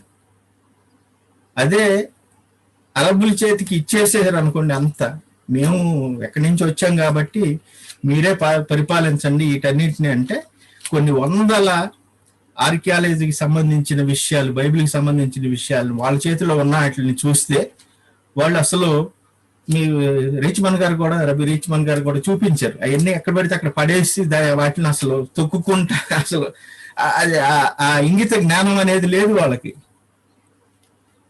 కాబట్టి ఈ పరిస్థితి మాత్రం డెఫినెట్ గా చాలా క్లిష్టమైన పరిస్థితి రాబోతుంది. ఆర్థడాక్స్ జూడాయిజం, యూదీయ ప్రజలు వీళ్ళందరూ అంటే తోరాని సపోర్ట్ చేసేవాళ్ళు, తోర ప్రకారం నడుచుకునే వాళ్ళందరూ వ్యతిరేకిస్తారు ప్రతి విషయానికి. రేపు వాళ్ళు తీసుకొచ్చి ఒక లా పెడతారు, పురుషుడు పెళ్లి చేసుకోవచ్చు అనే లా తీసిరండి అంటారు. ఇస్రాయల్ దేశంలో అలాంటి తోర ప్రకారం కుదరదు కదా, ఎలా నువ్వు లా చేస్తావు అంటే కోalition అరబ్బులు లెఫ్ట్ వాళ్ళు అందరూ కలిసి చేస్తారు దాన్ని. సుప్రీంకోర్టు కూడా వాళ్ళ చేతిలో ఉంది కాబట్టి, లెఫ్ట్ వాళ్ళే ఉంటారు కాబట్టి వాళ్ళు కూడా తప్పేంటి, ఒక పురుషుని పెళ్లి చేసుకోవాలనుకుంటున్నాడు, ప్రాబ్లం ఏంటి అంటారు. తోరా తీసి పక్కన పెట్టండి, ప్రాబ్లం ఏంటి, వాళ్ళకి ఇష్టమైంది వాళ్ళు చేసుకుంటున్నారు. అలాంటి పరిస్థితి రాబోతుంది. అప్పుడు దేవుని హస్తం మనం చూడబోతున్నాం, దేవుని చిత్తం అయితే ఖచ్చితంగా. సార్ చెప్పండి. ఇది ఇందాక రబ్బీ గారు చెప్పేటప్పుడు ఇటువంటి పరిస్థితుల్లో ఏర్పడే అవకాశం ఉంది లెఫ్ట్ వింగ్ వస్తే అన్నారు. అయితే దాన్ని ఇంకొంచెం ఫర్దర్ గా ఆలోచిస్తే అసలు ఎవరు తోరా వైపు ఉంటారు, ఎవరు దాన్ని విడిచిపెడతారనే ఒక సీవింగ్ అనేది ఇప్పుడు జరిగే అవకాశం ఉందేమో అనిపిస్తుంది సార్. అంటే నిజంగా నుంచునేది ఎవరు ఇజ్రాయెల్తో అనేది. సో కరోనా ఎందుకు వచ్చింది ఇండియాలో అన్నప్పుడు, ఓకే నువ్వు విగ్రహం వైపు నుంచుంటావా లేదా హషేం వైపు తిరుగుతావా తేల్చుకో అనేది అంటే కరోనా కాకపోతే థర్డ్ వేవ్ కాకపోతే 30 వేవ్ కూడా వచ్చే అవకాశం ఉందని చెప్తున్నారు సార్ అందరూ. అంటే ఓకే, నువ్వు విగ్రహారాధన వదిలిపెట్టేంత వరకు అది వదిలిపెట్టదని ఎలా అయితే రబీ యువల్ షాద్ గారు చెప్పారో, సో అక్కడ మేబీ మీరు అన్నట్టు అక్కడే కాదు ఇజ్రాయెల్లో కూడా చాలా విషయాలు జరిగే విషయాలని మీరు క్లాస్ లో అన్నారు. అంటే ఈ పరిస్థితులన్నీ కూడా చాలా అన్ని కన్క్లూడ్ గా చూస్తే ఆ మూమెంట్ అనేది ప్రారంభమైనప్పుడు సో అక్కడ కూడా మేబీ ఇప్పుడు పరిస్థితులు ఏర్పడుతున్నాయి. ఎవరు తోర వైపు నుంచి ఉంటారు నిజంగా ఆశయం వైపు అనేది అక్కడ కూడా జరుగుతుంది అనిపిస్తుంది సార్. సార్ అయితే ఒక్క ప్రశ్న సార్ నాకు దీంట్లో, ఇప్పుడు అరబ్ సెటిలర్స్ ఉన్నప్పటికీ కూడా ఈవెన్ దో వారు గవర్నమెంట్ కి ఎగెనిస్ట్ ఫస్ట్ థింగ్, సో అయినప్పటికీ ఓకే యాజ్ ఏ హ్యూమానిటేరియన్ లా చూస్తే లేదా డెమోక్రటిక్ కంట్రీగా వాళ్ళకి రైట్స్ అనేవి ఇవ్వడం జరిగింది. వాళ్ళు ఆర్మీలో చేయకపోయినా ట్యాక్స్ కట్టకపోయినా. కానీ ఇప్పుడు వారు కంట్రీకి ప్రమాదం అని తెలిసి కూడా ఈవెన్ దో వాళ్ళ థ్రెట్ అని తెలిసి కూడా వాళ్ళకి ఇజ్రాయెల్ ఎందుకు సార్ అంటే అంత గవర్నమెంట్ లో ఎందుకు అలా ప్రొవైడ్ చేస్తుంది సార్? అంటే వాళ్ళకి ఈవెన్ వారు పోటీ చేసి ఒక లీడర్ గా కూడా కూర్చునే విధానంలో ఆ రైట్స్ అనేది ఎందుకు ఇవ్వడం జరిగింది సార్? అంటే సింపుల్ గా మనం ఎవరైనా కంట్రీకి మంచి చేయకపోయినా పర్లేదు, థ్రెట్ గా ఉన్నప్పుడు ఆయన ఎప్పుడు కంట్రోల్ చేస్తుంది. ఈవెన్ డెమోక్రసీలో కూడా వాళ్ళని ఆపేస్తుంది. ఇతను కంట్రీకి థ్రెట్ కాబట్టి వాళ్ళ మీద కేసో సంథింగ్ ఏదో ఇతను ఎప్పుడు పోటీ చేయకూడదు ఏదని. కానీ ఇజ్రాయెల్లో ఈవెన్ దో వాళ్ళు ఎగినెస్ట్ ఉన్నప్పటికీ కూడా వాళ్ళకి ఆ రైట్స్ ఎందుకు ఉన్నాయి సార్? ఎందుకు ఇవ్వడం జరిగింది? దాన్ని ఎందుకు కంట్రోల్ చేయట్లేదు, ఆపట్లేదు? అంటే మన భారతదేశంలో కూడా ముస్లింలందరూ పాకిస్తాన్కి వెళ్ళిపోతే మిగిలిన 18% డెఫినెట్ గా ఇప్పుడు 20% ఎంతో ముస్లింలు ఉన్నారు అంటే ఇండియాలో. వాళ్ళని డెఫినెట్ గా వాళ్ళందరినీ టెర్రరిస్టులు అని ముద్రేయటం కుదరదు కదా. అంతే, అందరూ పాకిస్తాన్ కి సపోర్ట్ చేసే వాళ్ళు ఉంటారు డెఫినెట్ గా. అలాగే అక్కడ కూడా డెఫినెట్ గా గాజా స్ట్రిప్ లో ఉన్న వాళ్ళు, వెస్ట్ బ్యాంక్ లో ఉన్న వాళ్ళు కాకుండా ఇస్రాయల్ దేశంలో ఉన్నవారు కూడా ఉన్నారు అరబులు. అంటే 3 ప్రదేశాల్లో అరబులు ఉన్నారు. ఇస్రాయల్ దేశంలో ఉన్నారు, వెస్ట్ బ్యాంక్ లో ఉన్నారు, గాజా స్ట్రిప్ లో ఉన్నారు.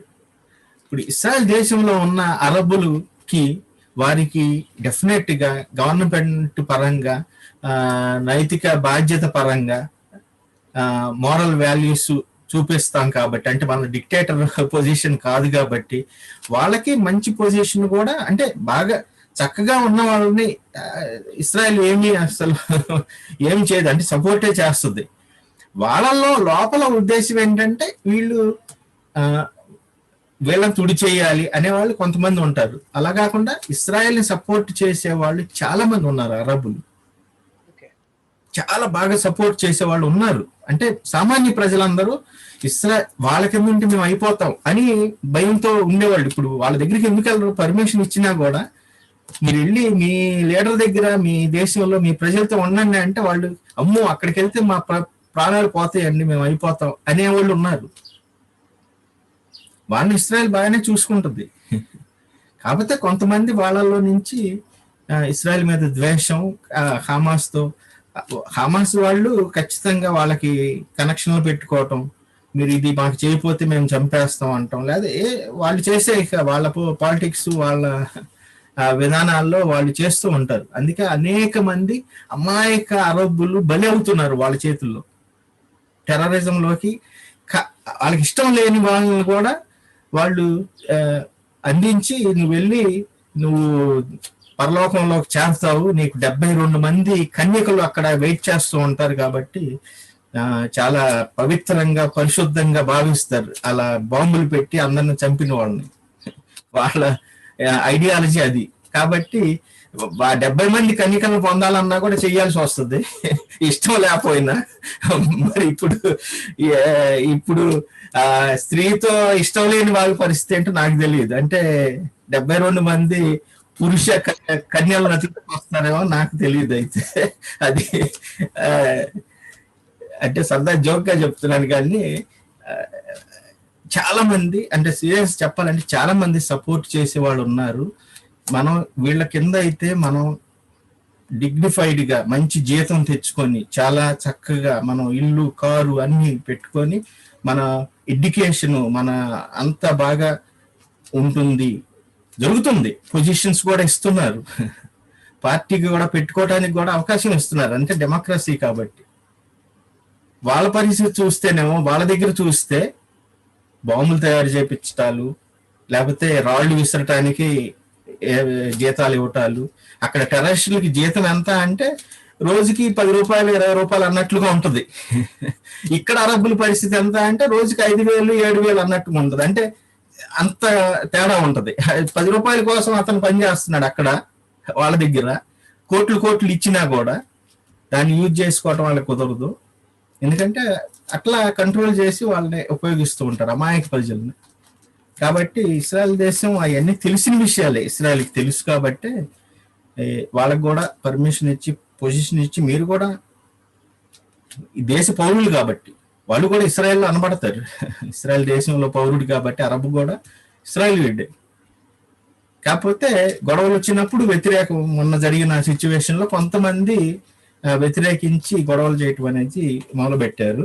ఇప్పుడు డెఫినెట్ గా వాళ్ళకి లెజిటిమసీ వస్తుంది.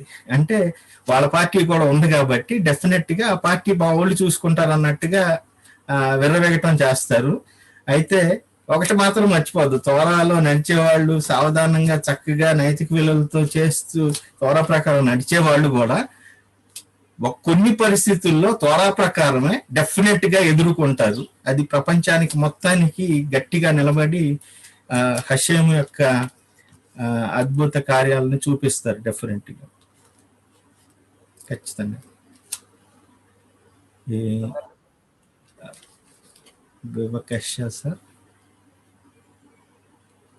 Sir shalom sir. Shalom sir. ఇప్పుడు వాటికి విన్న విషయాలు అంత బాధాకరంగా ఉన్నప్పటికీ కూడా ఆది నుంచి ఇశ్రాయేలు అందరూ హషేము వారి యొక్క మార్గం చెప్పిన నడుస్తున్నప్పుడు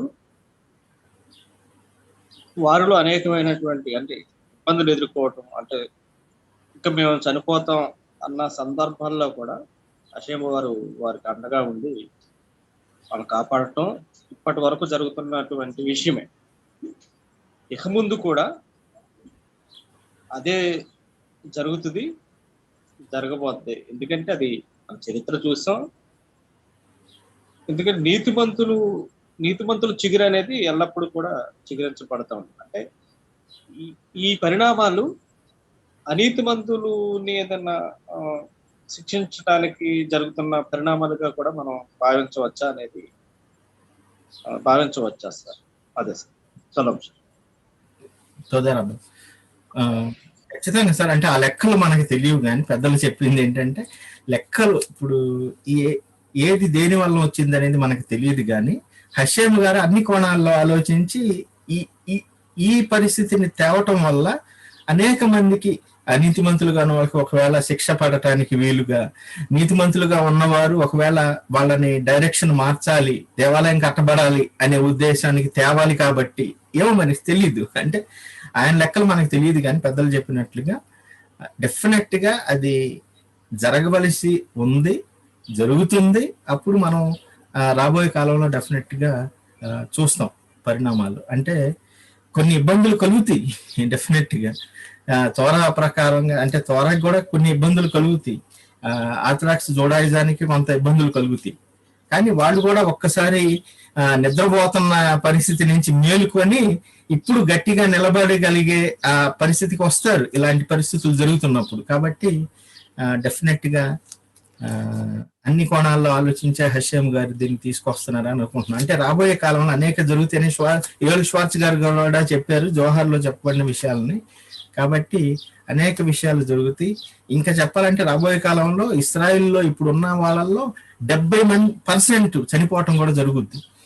70% అంటే చాలా తక్కువ మంది మిగలటం అనేది జరుగుతుంది. అది ఇంకా అది మన కాలంలో ఏమో నాకైతే తెలియదు, కానీ రాబోయే కాలంలో జరగబోతున్నది. ప్రపంచంలో 70% కూడా చనిపోయే పరిస్థితి కూడా రాబోతుంది. అంటే అనేక విపత్తులు రావటం అనేది జరుగుతుంది. అప్పుడు తర్వాత శాంతి సమాధానాలతో హషేము రాజ్యం స్థిరపరచబడటం అనేది, ఇట్లాంటివన్నీ చాలా ఉన్నాయి. కానీ అది ఎంత టైమో ఏంటో మనకు తెలియదు. ఇది కూడా మన మన మంచికే అనేది కూడా మనం తీసుకోవచ్చు, మనకు తెలియదు అది. కానీ ఖచ్చితంగా వ్యతిరేకించడం మాత్రం చేయవలసిందే. ఎవరైనా వారు చేస్తున్నప్పుడు ఈ విధానం తీసుకొస్తున్నప్పుడు దానికి వ్యతిరేకించడం అనేది చేస్తాం. కాబట్టి నోహీలందరూ సపోర్ట్ చేసి డెఫినెట్ గా ఇస్రాయేలు ప్రజలు, ఇస్రాయేల్ తోరా హషేముతో ముందుకెళ్ళటం, ఇస్రాయేల్ గారు అన్నట్లు డెఫినెట్ గా ఎవరు అనేది తేలిపోతుంది చాలా వరకు ప్రపంచంలో. ఎవరు సపోర్ట్ చేస్తారు, ఎవరు ఎగనెస్ట్ గా ఉంటారు అనేది ఈ అది చెప్పాలంటే. ఒక చిన్న విషయాన్ని చెప్పి మనం ముగించుకుందాం. ప్రశ్న ఉంటే అడగండి. అమెరికాలో ఈ ట్విన్ టవర్స్ పడిపోక ముందు చాలా ప్రెషర్ తేవటం జరిగింది. చాలా ప్రెషర్. ప్రపంచంలో అందరూ ఏమైంది, మీరు అది చేస్తే ఏమైంది, చేయొచ్చు కదా, ఇది చేయొచ్చు కదా, అది చేయొచ్చు కదా అని. ఇప్పుడు అదే జరగబోయేది. అంటే బైడెన్ తర్వాత అమెరికా వాళ్ళు బాగా, యూరోప్ కంట్రీస్ బాగా ఏం చేస్తారంటే, ఇప్పుడు ఈ బెనెట్ వీళ్ళ లెఫ్ట్ వాళ్ళందరినీ ప్రభుత్వం మీ చేతిలో ఉంది కాబట్టి ఇప్పుడు మీరు ఇది చేయండి, అది చేయండి అని బాగా ఫోర్స్ చేస్తారు. నెతన్యాహు చాలా స్ట్రాంగ్ గా నిలబడటం జరిగింది ప్రతి చోట కూడా. ఇది మాకు కుదరదు, ఇది మాకు కుదరదు, మేము ఇది డబ్బులు ఇస్తున్నాం కదా, ఇది కట్ చేసుకోండి, ఇది మాకు కుదరదు అని చెప్తారు. ఇప్పుడు జరగబోయేది ఏం జరుగుతుందో తెలియదు, కానీ వీళ్ళు ఏమంటారంటే డెఫినెట్ గా అవును కదా అంటారు. అవును చేస్తే మంచిదే జరుగుద్ది అన్నట్లుగా భావిస్తారు. అయితే ఈ ట్విన్ టవర్స్ పడక ముందు చాలా ప్రెషర్ తేవటం జరిగింది. చాలా మంది అసలు మీరు అదేంటి ఇదేంటి ప్రతిదీ టెర్రరిస్టులను మీరు ఎందుకు ఇట్లా ఆపుతున్నారు, వాళ్ళకి ఎందుకు ఇట్లా చేస్తున్నారు, ఇట్లా చెకింగ్లు ఎందుకు చేస్తున్నారు, సెక్యూరిటీ పరంగా ప్రతి దానిలో అరబ్బులు మీరు చెక్ చేస్తారు అంటే వాళ్ళు ఇక్కడ ఉన్నారు, వాళ్ళు ఎవరో ఏంటో, ఒకళ్ళు మంచోళ్ళు కాదు అంటే బాంబు తెస్తా ఉంటారు, మనకి తెలియదు. అదేంటి మీరు డిస్క్రిమినేట్ చేస్తున్నారు. నేను కొన్ని 100 మందిని చెక్ చేశాను. అంటే చూసినప్పుడు డెఫినెట్ గా ప్రతి వారిని చెక్ చేయాలి, అది యూదులైనా చెక్ చేయాలి, మనకు తెలుస్తూ ఉంటుంది. కానీ డెఫినెట్ గా అరబ్ వస్తున్నాడు అంటే డెఫినెట్ గా మనకి అక్కడ డెఫినెట్ గా ఉండొచ్చు, బాంబు తీసుకొస్తున్నాడు మనకు తెలియదు, కాబట్టి డెఫినెట్ గా చెక్ చేస్తాం. అయితే పరిస్థితి ఏంటంటే అప్పుడు ప్రతి విషయాన్ని చాలా అసలు మీరేంటి ఎలా ప్రవర్తిస్తున్నారు, ఇదేంటి మీకు అసలు ఇది కూడా తెలియదా, మీకు నైతిక విలువలు తెలియదు, రకరకాలుగా అదేంటి ఇది చెక్ చేస్తున్నారు, అది చెక్ చేస్తున్నారు అన్నట్లుగా చాలా గందరగోళాలు చేసినప్పుడు హషేమ్ గారు వారి నోరుని టక్కుమని మూపించడం జరిగింది. అది టెర్రరిజం అయినా అంటే అది హషేమ్ దగ్గర, అది టెర్రరిజం అయినప్పటికీ కూడా హషేమ్ దగ్గర నుంచి వచ్చినప్పుడు వాళ్ళకి అర్థమైంది. అది నేను చెప్పాను, అంటే దాన్ని సపోర్ట్ చేయట్లేదు నేను. కానీ అది ఎప్పుడైతే ట్విన్ టవర్స్ ని పడవేశారో అప్పుడు వాళ్ళకి బలు వెలిగింది. అంటే ఓకే మనం చాలా జాగ్రత్తగా ఉండాలి అనేది అర్థమైంది. అందుకే నా ఇస్రాయల్ ఎలా చేస్తుంది అనేది అప్పుడు అర్థమైంది. ముందు అర్థం కాల, అదేంటి మీరు ఎలా చేస్తున్నారు, అలా చేయకూడదు, ఇలా చేయకూడదు, ఇట్లా చేయాలి, అట్లా చేయాలని ఇచ్చి ఆ తర్వాత ఏం చేయమంటారంటే వాళ్ళే నేర్చుకోవడానికి వచ్చారు ఎట్లా అరికట్టాలని. కాబట్టి అనేక దేశాలు చాలా విషయాలు నేర్చుకోవడానికి వస్తారు, బయటికేమో అది కాదు ఇది కాదు అంటూ ఉంటారు. నేర్చుకోవటం మాత్రం పెద్ద పెద్ద దేశాలు కూడా వచ్చి నేర్చుకుని ఎలా అరికట్టాలి, ఇది ఎలా చేస్తే బాగుంటుంది, అది ఎలా చేస్తే బాగుంటుంది అని నేర్చుకుంటూ ఉంటారు. అది అంటే దాన్ని ఏమంటారంటే హిపోక్రసీ అంటారు. అంటే రంగులు మార్చే విధంగా వాళ్ళు మాటలు అటు ఇటు మార్చేస్తూ ఉంటారు. వాళ్ళకి దెబ్బ తగిలినప్పుడు కానీ అర్థం కాదు. ఇప్పుడు కూడా అదే జరగబోతుంది.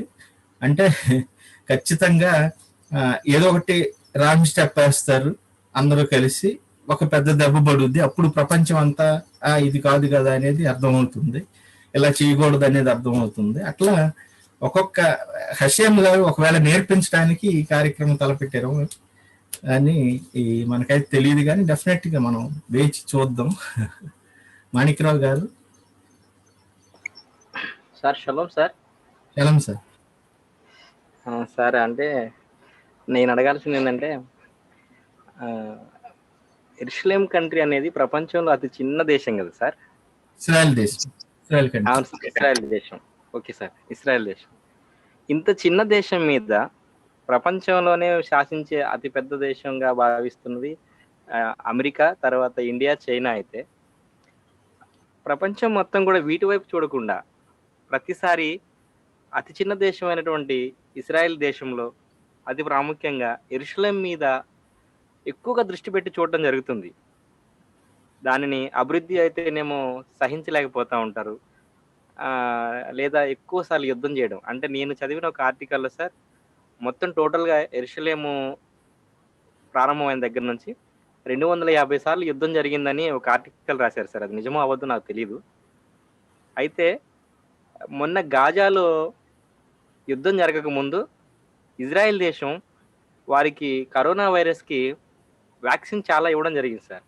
వారికి చాలా సహాయం కూడా చేస్తున్నారు. ఆ అరబ్ దేశాలని ఇజ్రాయెల్ దేశం అంతగా ప్రేమించి వారికి సహాయం చేస్తున్నప్పటికీ వారి మీద ఏ కారణం చేత సార్ అసలు యెరూషలేం మీద వారు లేదా ఇజ్రాయెల్ దేశం మీద అంత కుట్ర పండుతున్నారు? ఎందుకు దాన్ని నాశనం చేయాలని, యూదుల్ని నాశనం చేయాలని ఆలోచిస్తున్నారో అర్థం కావట్లేదు సార్. యూదులు ఎవరిని హింసించేవారు కాదని నాకు ఈ క్లాసుల ద్వారా అర్థమైంది. అంత ప్రేమ చూపించేవారిని భూమి మీద లేకుండా చేయాలని ఎందుకు సార్ ఇంత జరుగుతుంది? ఇదంతా వాళ్ళు ప్రయత్నిస్తున్నారు అనేది నా డౌట్ సార్. తదారబ్బా సార్, మీరు ప్రశ్న అడగటం వల్ల నాకు ఒక విషయాన్ని గుర్తు చేశారు. చాలా టైం అవుతుంది అయినప్పటికీ మనం ఈ విషయాలు మాట్లాడుతున్నాం. సింపుల్ గా చెప్పాలంటే హషేము గారు ప్రతి మానవునికి స్వేచ్ఛ ఇవ్వటం అనేది జరిగింది. అంతేకాకుండా ఒక సిస్టమ్ను కూడా మానవుల్లో పెట్టడం జరిగింది. అది చెడు ప్రేరణ, చెడు బుద్ధి, మంచి స్వభావం, లేకపోతే మంచి ప్రేరణ అనేది 2 విషయాలు ఉన్నాయి అనేది, మంచి ఈ చెడ్డలు తెలుసుకునే ఆ విషయాన్ని, ఆ సిస్టమ్ని ఏర్పాటు చేయటం జరిగింది. కాబట్టి జనరల్గా ఒక స్థాయిలో ఉన్న వ్యక్తి, అంటే అది ఇన్స్టింక్టివ్ స్థాయిలో ఉన్న వ్యక్తి, అంటే జంతు స్థాయిలో ఉన్న వ్యక్తి ఆ ఆలోచన కాకుండా ఏం చేస్తాడంటే ఇన్స్టింక్టివ్గా అతని ప్రేరణ ఏది అనిపిస్తే అది చేయటానికి ప్రయత్నం చేస్తాడు. కాబట్టి ఒకరు బాగా ఎదుగుతున్నారు అంటే మనం సహించలేని పరిస్థితి ఉంటుంది. మన ఫ్రెండ్కి 100 కోట్లు వచ్చినాయి, మన దగ్గర కాఫీ తాగుతా తిరిగే వ్యక్తి దగ్గర 100 కోట్లు వచ్చినాయి అంటే మనం అప్పుడు కొంచెం నాకు కూడా వస్తే బాగుండే అనేది వస్తుంది ఆటోమేటిక్గా. అట్లా ఇశ్రాయేలు ప్రజలు వాళ్ళకి ఒక సరైన విధానంలో ఇది ఇట్లా ఉండాలి, తోర ప్రకారం ఇట్లా ఉండాలి అనేది సహించలేని విషయం. అది అనేక మందికి అంటే స్వేచ్ఛ ఉంది కాబట్టి చెడు ప్రేరణ అనేది, ద్వేషం అనేది అది ఉప్పొంగిపోతూ ఉంటుంది, వాళ్ళకి ఆటోమేటిక్గా రావటం అనేది జరుగుతుంది. కాబట్టి వాళ్ళు ఏమన్నా చేయండి అంటే మీరు జనరల్గా చూస్తే, అంటే పరిస్థితిని అర్థం చేసుకుంటే ఇక్కడ ఉన్న వారికి డెఫినెట్గా తెలుస్తుంది ఈ వార్తల్లో ఎలా దాన్ని వక్రీకరించి చెప్తారనే చాలా విషయాలు. కానీ డెఫినెట్గా వాళ్ళు ఇశ్రాయేలు ఇంత ఎదుగుదలను చూస్తూ సహించలేని పరిస్థితుల్లో ద్వేషం పెంచుకోవటం అనేది జరుగుతుంది. ఇప్పుడు చూడండి అసలు పరిస్థితి, అంటే ఉదాహరణ చెప్తాను మీకు, మీరు మాట్లాడటం వల్ల గుర్తొచ్చిన విషయం ఏంటంటే, మామూలుగా ఏం చేశారంటే ఒక రైట్ వాళ్ళు, అంటే రైట్ వాళ్ళు అని కాదు, తోరా ప్రకారం నడిచే ఆర్థడాక్స్ యూదులు ఒక గ్రూపు ఏమన్నారంటే, మనకి యోమ్ యెరూషలేము అప్పుడు జెండాలు పట్టుకొని మనం కోర్టులకి వెళ్ళి ఇట్లా చేస్తాం కదా, అది మనం ఎక్కడైనా మన క్యాపిటల్ సిటీ కదా యెరూషలేము, ఎక్కడైనా తిరగొచ్చు కదా అంటే, అప్పుడు ప్రమాదం ఉంది, ఇక్కడ అరబులు గొడవలు చేస్తున్నారు, మీరు ఇటు వెళ్ళకూడదు అటు వెళ్ళకూడదు అని చెప్పారు. ఓకే, అది తర్వాత యుద్ధం జరిగింది, అందరికి తెలిసిన విషయమే. వాళ్ళు ఏం చేశారంటే, అప్పుడు మనం చేయలేదు కదా, సంతోషించలేదు కదా సరైన విధానంలో, ఇప్పుడు చేద్దాం, ఈరోజు మామూలుగా ఇప్పుడు ఈరోజు చేద్దాం అని అంటే అనేక మంది, అంటే పోలీసు వాళ్ళు, రకరకాలైన వాళ్ళు పర్మిషన్ ఇవ్వట్లేదు. ఎందుకు ఇవ్వట్లేదండి అంటే, ఇది మళ్ళీ యుద్ధానికి దారి తీస్తుందేమో, లేకపోతే ఏదో గొడవలు జరుగుద్దేమో అని వాళ్ళు పర్మిషన్ ఇవ్వట్లేదు. వీళ్ళేమంటున్నారు, ఓకే మీరు చెప్పిందే చేస్తాం, కానీ ఇది అసలు ఆలోచించండి, ఒక దేశంలో ఒక పౌరునికి ఎక్కడైనా తిరిగే పరిస్థితి ఉంటుందా లేదా? అంటే ఒక జెండా పట్టుకొని ఎటైనా నడవచ్చా లేదా దేశంలో? అది క్యాపిటల్ సిటీలో నడవచ్చా లేదా? ఎందుకు రాకూడదు? ఎక్కడైనా తిరగకూడదు? పోలీసులు ఉంటే ఏదైనా గొడవ జరుగుతుందంటే ఆపటానికి మీరే కదా చేయాల్సింది, పోలీసులు మీరే కదా అరికట్టాల్సింది. మా వల్ల కాదు అని చెప్తున్నారు. అదేంటి మా వల్ల కాదు ఏంటి? నువ్వు ఉన్నదే అందుకు, నువ్వు సైన్యాన్ని దించి అందరిని దించి దాన్ని జరగకుండా చూస్తానికి ప్రయత్నం చెయ్యి, అంతేగాని ఇప్పుడు పౌరుల్ని నువ్వు ఇటు వెళ్ళకూడదు అటు వెళ్ళకూడదు ఎందుకంటే హమాస్ ఏదన్నా చేస్తుందేమో అని భయపడుతున్నాం మేము అని అట్లా చేస్తున్నారు. అంటే ఇప్పుడు పరిస్థితి ఏంటంటే ఇప్పుడే ఇంకా వాళ్ళు లెఫ్ట్ వాళ్ళు ఇంకా రాకముందే ఇస్రాయల్ దేశంలో క్యాపిటల్ సిటీలో జెండా పట్టుకొని ఒక ప్రదేశం తిరగటానికి కుదరట్లేదు యూదునికి. అది పరిస్థితి. అరబ్ అయితే ఎక్కడైనా తిరగవచ్చు. అట్లా అనేక ఇబ్బందులు వస్తాయి, ఆయనకి గందరగోళాలు జరుగుతాయి. దానికి మనం సిద్ధపడి ఉండాలి నన్ను అడిగితే.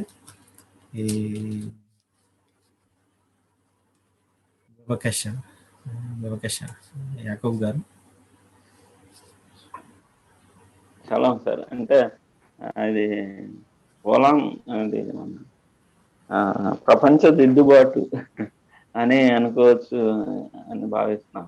అది ఇప్పుడు టిన్ టవర్స్ 2001, తర్వాత 2011లో ముంబై బ్లాస్ట్ అని, ఇప్పుడు 2021లో కూడా ఏదో ఒక అది ఈ ప్రపంచ దిద్దుబాటులో ఈ స్టెప్స్ డెఫినెట్ గా ప్రతి వ్యక్తి తెలుసుకోవాల్సిన అవసరత ఉంటుంది. అతను నీతిమంతుడిగా మారాలి అన్నా కానీ ఆ దిద్దుబాటులో భాగంగా ఇలాంటివి జరుగుతాయి అనేది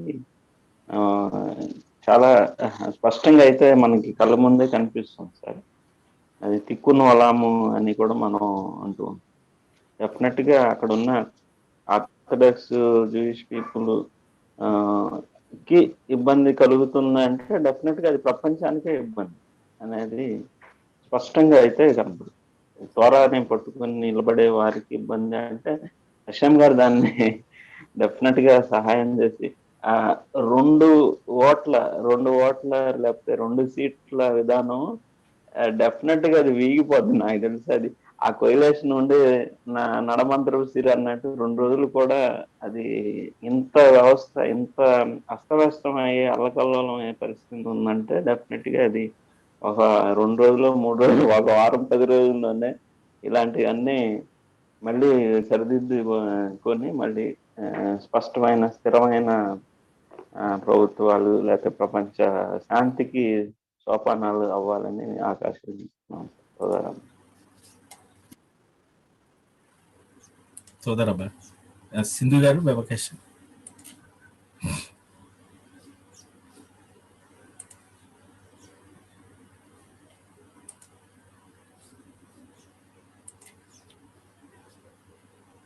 మీరే ఓపెన్ చేసుకుని మాట్లాడండి యాకోబ్ గారు. Sir shalom sir. Shalom sir. Shalom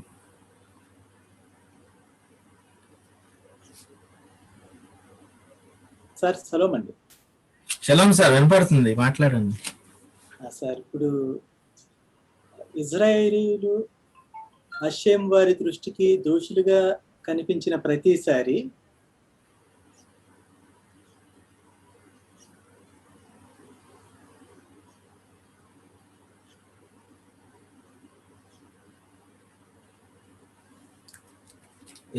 మీరు అన్మ్యూట్ చేసుకోవాలి, మ్యూట్ అయింది.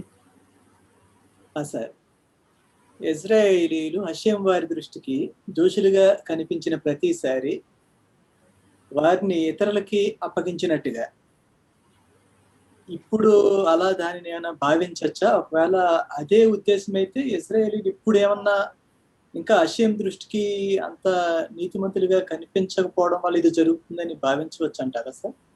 అదే అంటే ఇందాక చెప్పినట్లుగా మనకు ఆ లెక్కలు తెలియదు. ఒకవేళ ఇప్పుడు ఇటు అంటే ఇశ్రాయేలీ నీతిమంతులుగా లేరు కాబట్టి దోషులుగా కనపడ్డారు కాబట్టి అంటాం కన్నా ఒకవేళ ప్రపంచాన్ని దోషులుగా కనపడుతున్నారు కాబట్టి ఇస్రాయల్ని దెబ్బ కొడితే ఒకవేళ ప్రపంచం సరవుద్దేమో తెలియదు. అంటే ప్రపంచాలు దోషులుగా కనపడుతున్నారు, వీళ్ళని సరిచేద్దాం. ఎలా సరిచేద్దాం అంటే ఇస్రాయల్కి ఒక దెబ్బ కొడదాం, అప్పుడు చూద్దాం. ఏంటి హషేము వాళ్ళ పిల్లల్ని కొడుతున్నాడు, ఎందుకు కొడుతున్నాడు వాళ్ళని? ఓకే, వాళ్ళంట సరిగ్గా డ్రెస్ వేసుకోవట్లేదంట, వాళ్ళంట సరిగ్గా సరైన భోజనం చేయట్లేదంట. కొంతమంది ఉన్నారు కదా అలాంటి వాళ్ళు, లెఫ్ట్ గ్రూపులు ఉన్నారు కాబట్టి త్వర ప్రకారం వెళ్ళట్లేదంట, అందుకనే కొడుతున్నారంట. కాబట్టి ఇప్పుడు మనల్ని కూడా కొడతారేమో అనే ఆలోచన రప్పించడానికి ఏమో మనకు తెలియదు. అంటే ఆ లెక్కలో పెద్దలు ఏమన్నారంటే 2000 సంవత్సరాల క్రితం హషేము గారు ఏ లెక్క ప్రకారం ఏమి చేస్తాడనేది ఆయన లెక్క. అది ఆ లెక్కలన్నీ హషేము గారి చేతిలో ఉన్నాయి, మనకు తెలియదు. కానీ ఏదన్నా జరిగింది అంటే మాత్రం దానికి ఖచ్చితంగా అన్ని కోణాల్లో దాన్ని హషేము గారు కరెక్ట్ గా న్యాయవంతంగా చేస్తారని మాత్రం మనకు తెలుసు. కాబట్టి ఇది కూడా మన మంచి కొరకే, ఒక విషయాన్ని జరిగించడానికి కొరకే. అది జరిగిపోయిన తర్వాత ఒకవేళ మనకు తెలుసుద్దేమో, ప్రపంచం ఒక విషయాన్ని తెలుసుకోబోతున్నారు, ఇప్పుడు దేవాలయం కట్టబడాలేమో, అది తెలుసుకోవాలేమో. దేవాలయం కట్టబడటం కొరకు వీళ్ళని తీసుకొచ్చి ఒక విషయాన్ని నేర్పించి సరిచేసి అందరినీ ఏకం చేసి డెఫినెట్ గా కట్టబడటానికి జరుగుతుందేమో.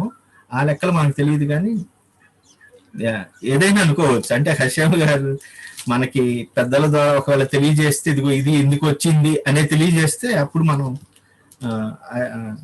మనకు తెలుస్తుంది. కానీ ఆ లెక్కలు మనకు తెలియదు.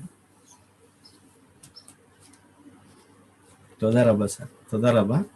ఓకే సార్, చాలా సమయం అంటే ఇది చాలా పాలిటిక్స్ అయినప్పటికీ కూడా ఇది ఇస్రాయల్ దేశానికి, ఇస్రాయల్ ప్రజలకి, నౌకత్వానికి, ఈ ప్రపంచ శాంతికి, తిక్కు నోలాంకి సంబంధించిన విషయాలు కాబట్టి మనం చాలా సమయాన్ని వెచ్చించి మీ అందరూ ఈ కార్యక్రమాన్ని విన్నందుకు చాలా సంతోషం. మీ సమయాన్ని వెచ్చించినందుకు మీ అందరికీ వందనాలు.